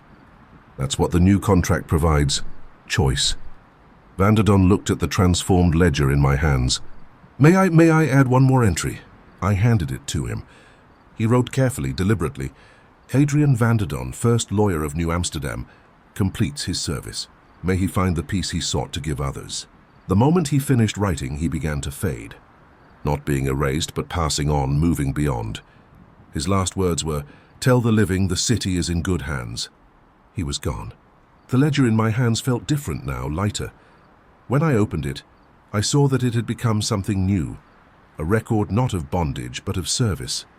Each name now had dates of service, terms of incorporation, and most importantly, an end date, a choice. What do we do with this? I asked Roosevelt.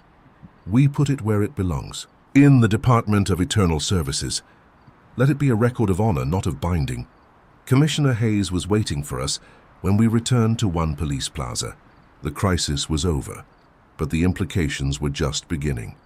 The mayor wants to know what happened, she said. Tell him the night shift handled it, I said. She smiled slightly. The night shift, right? That was 3 months ago.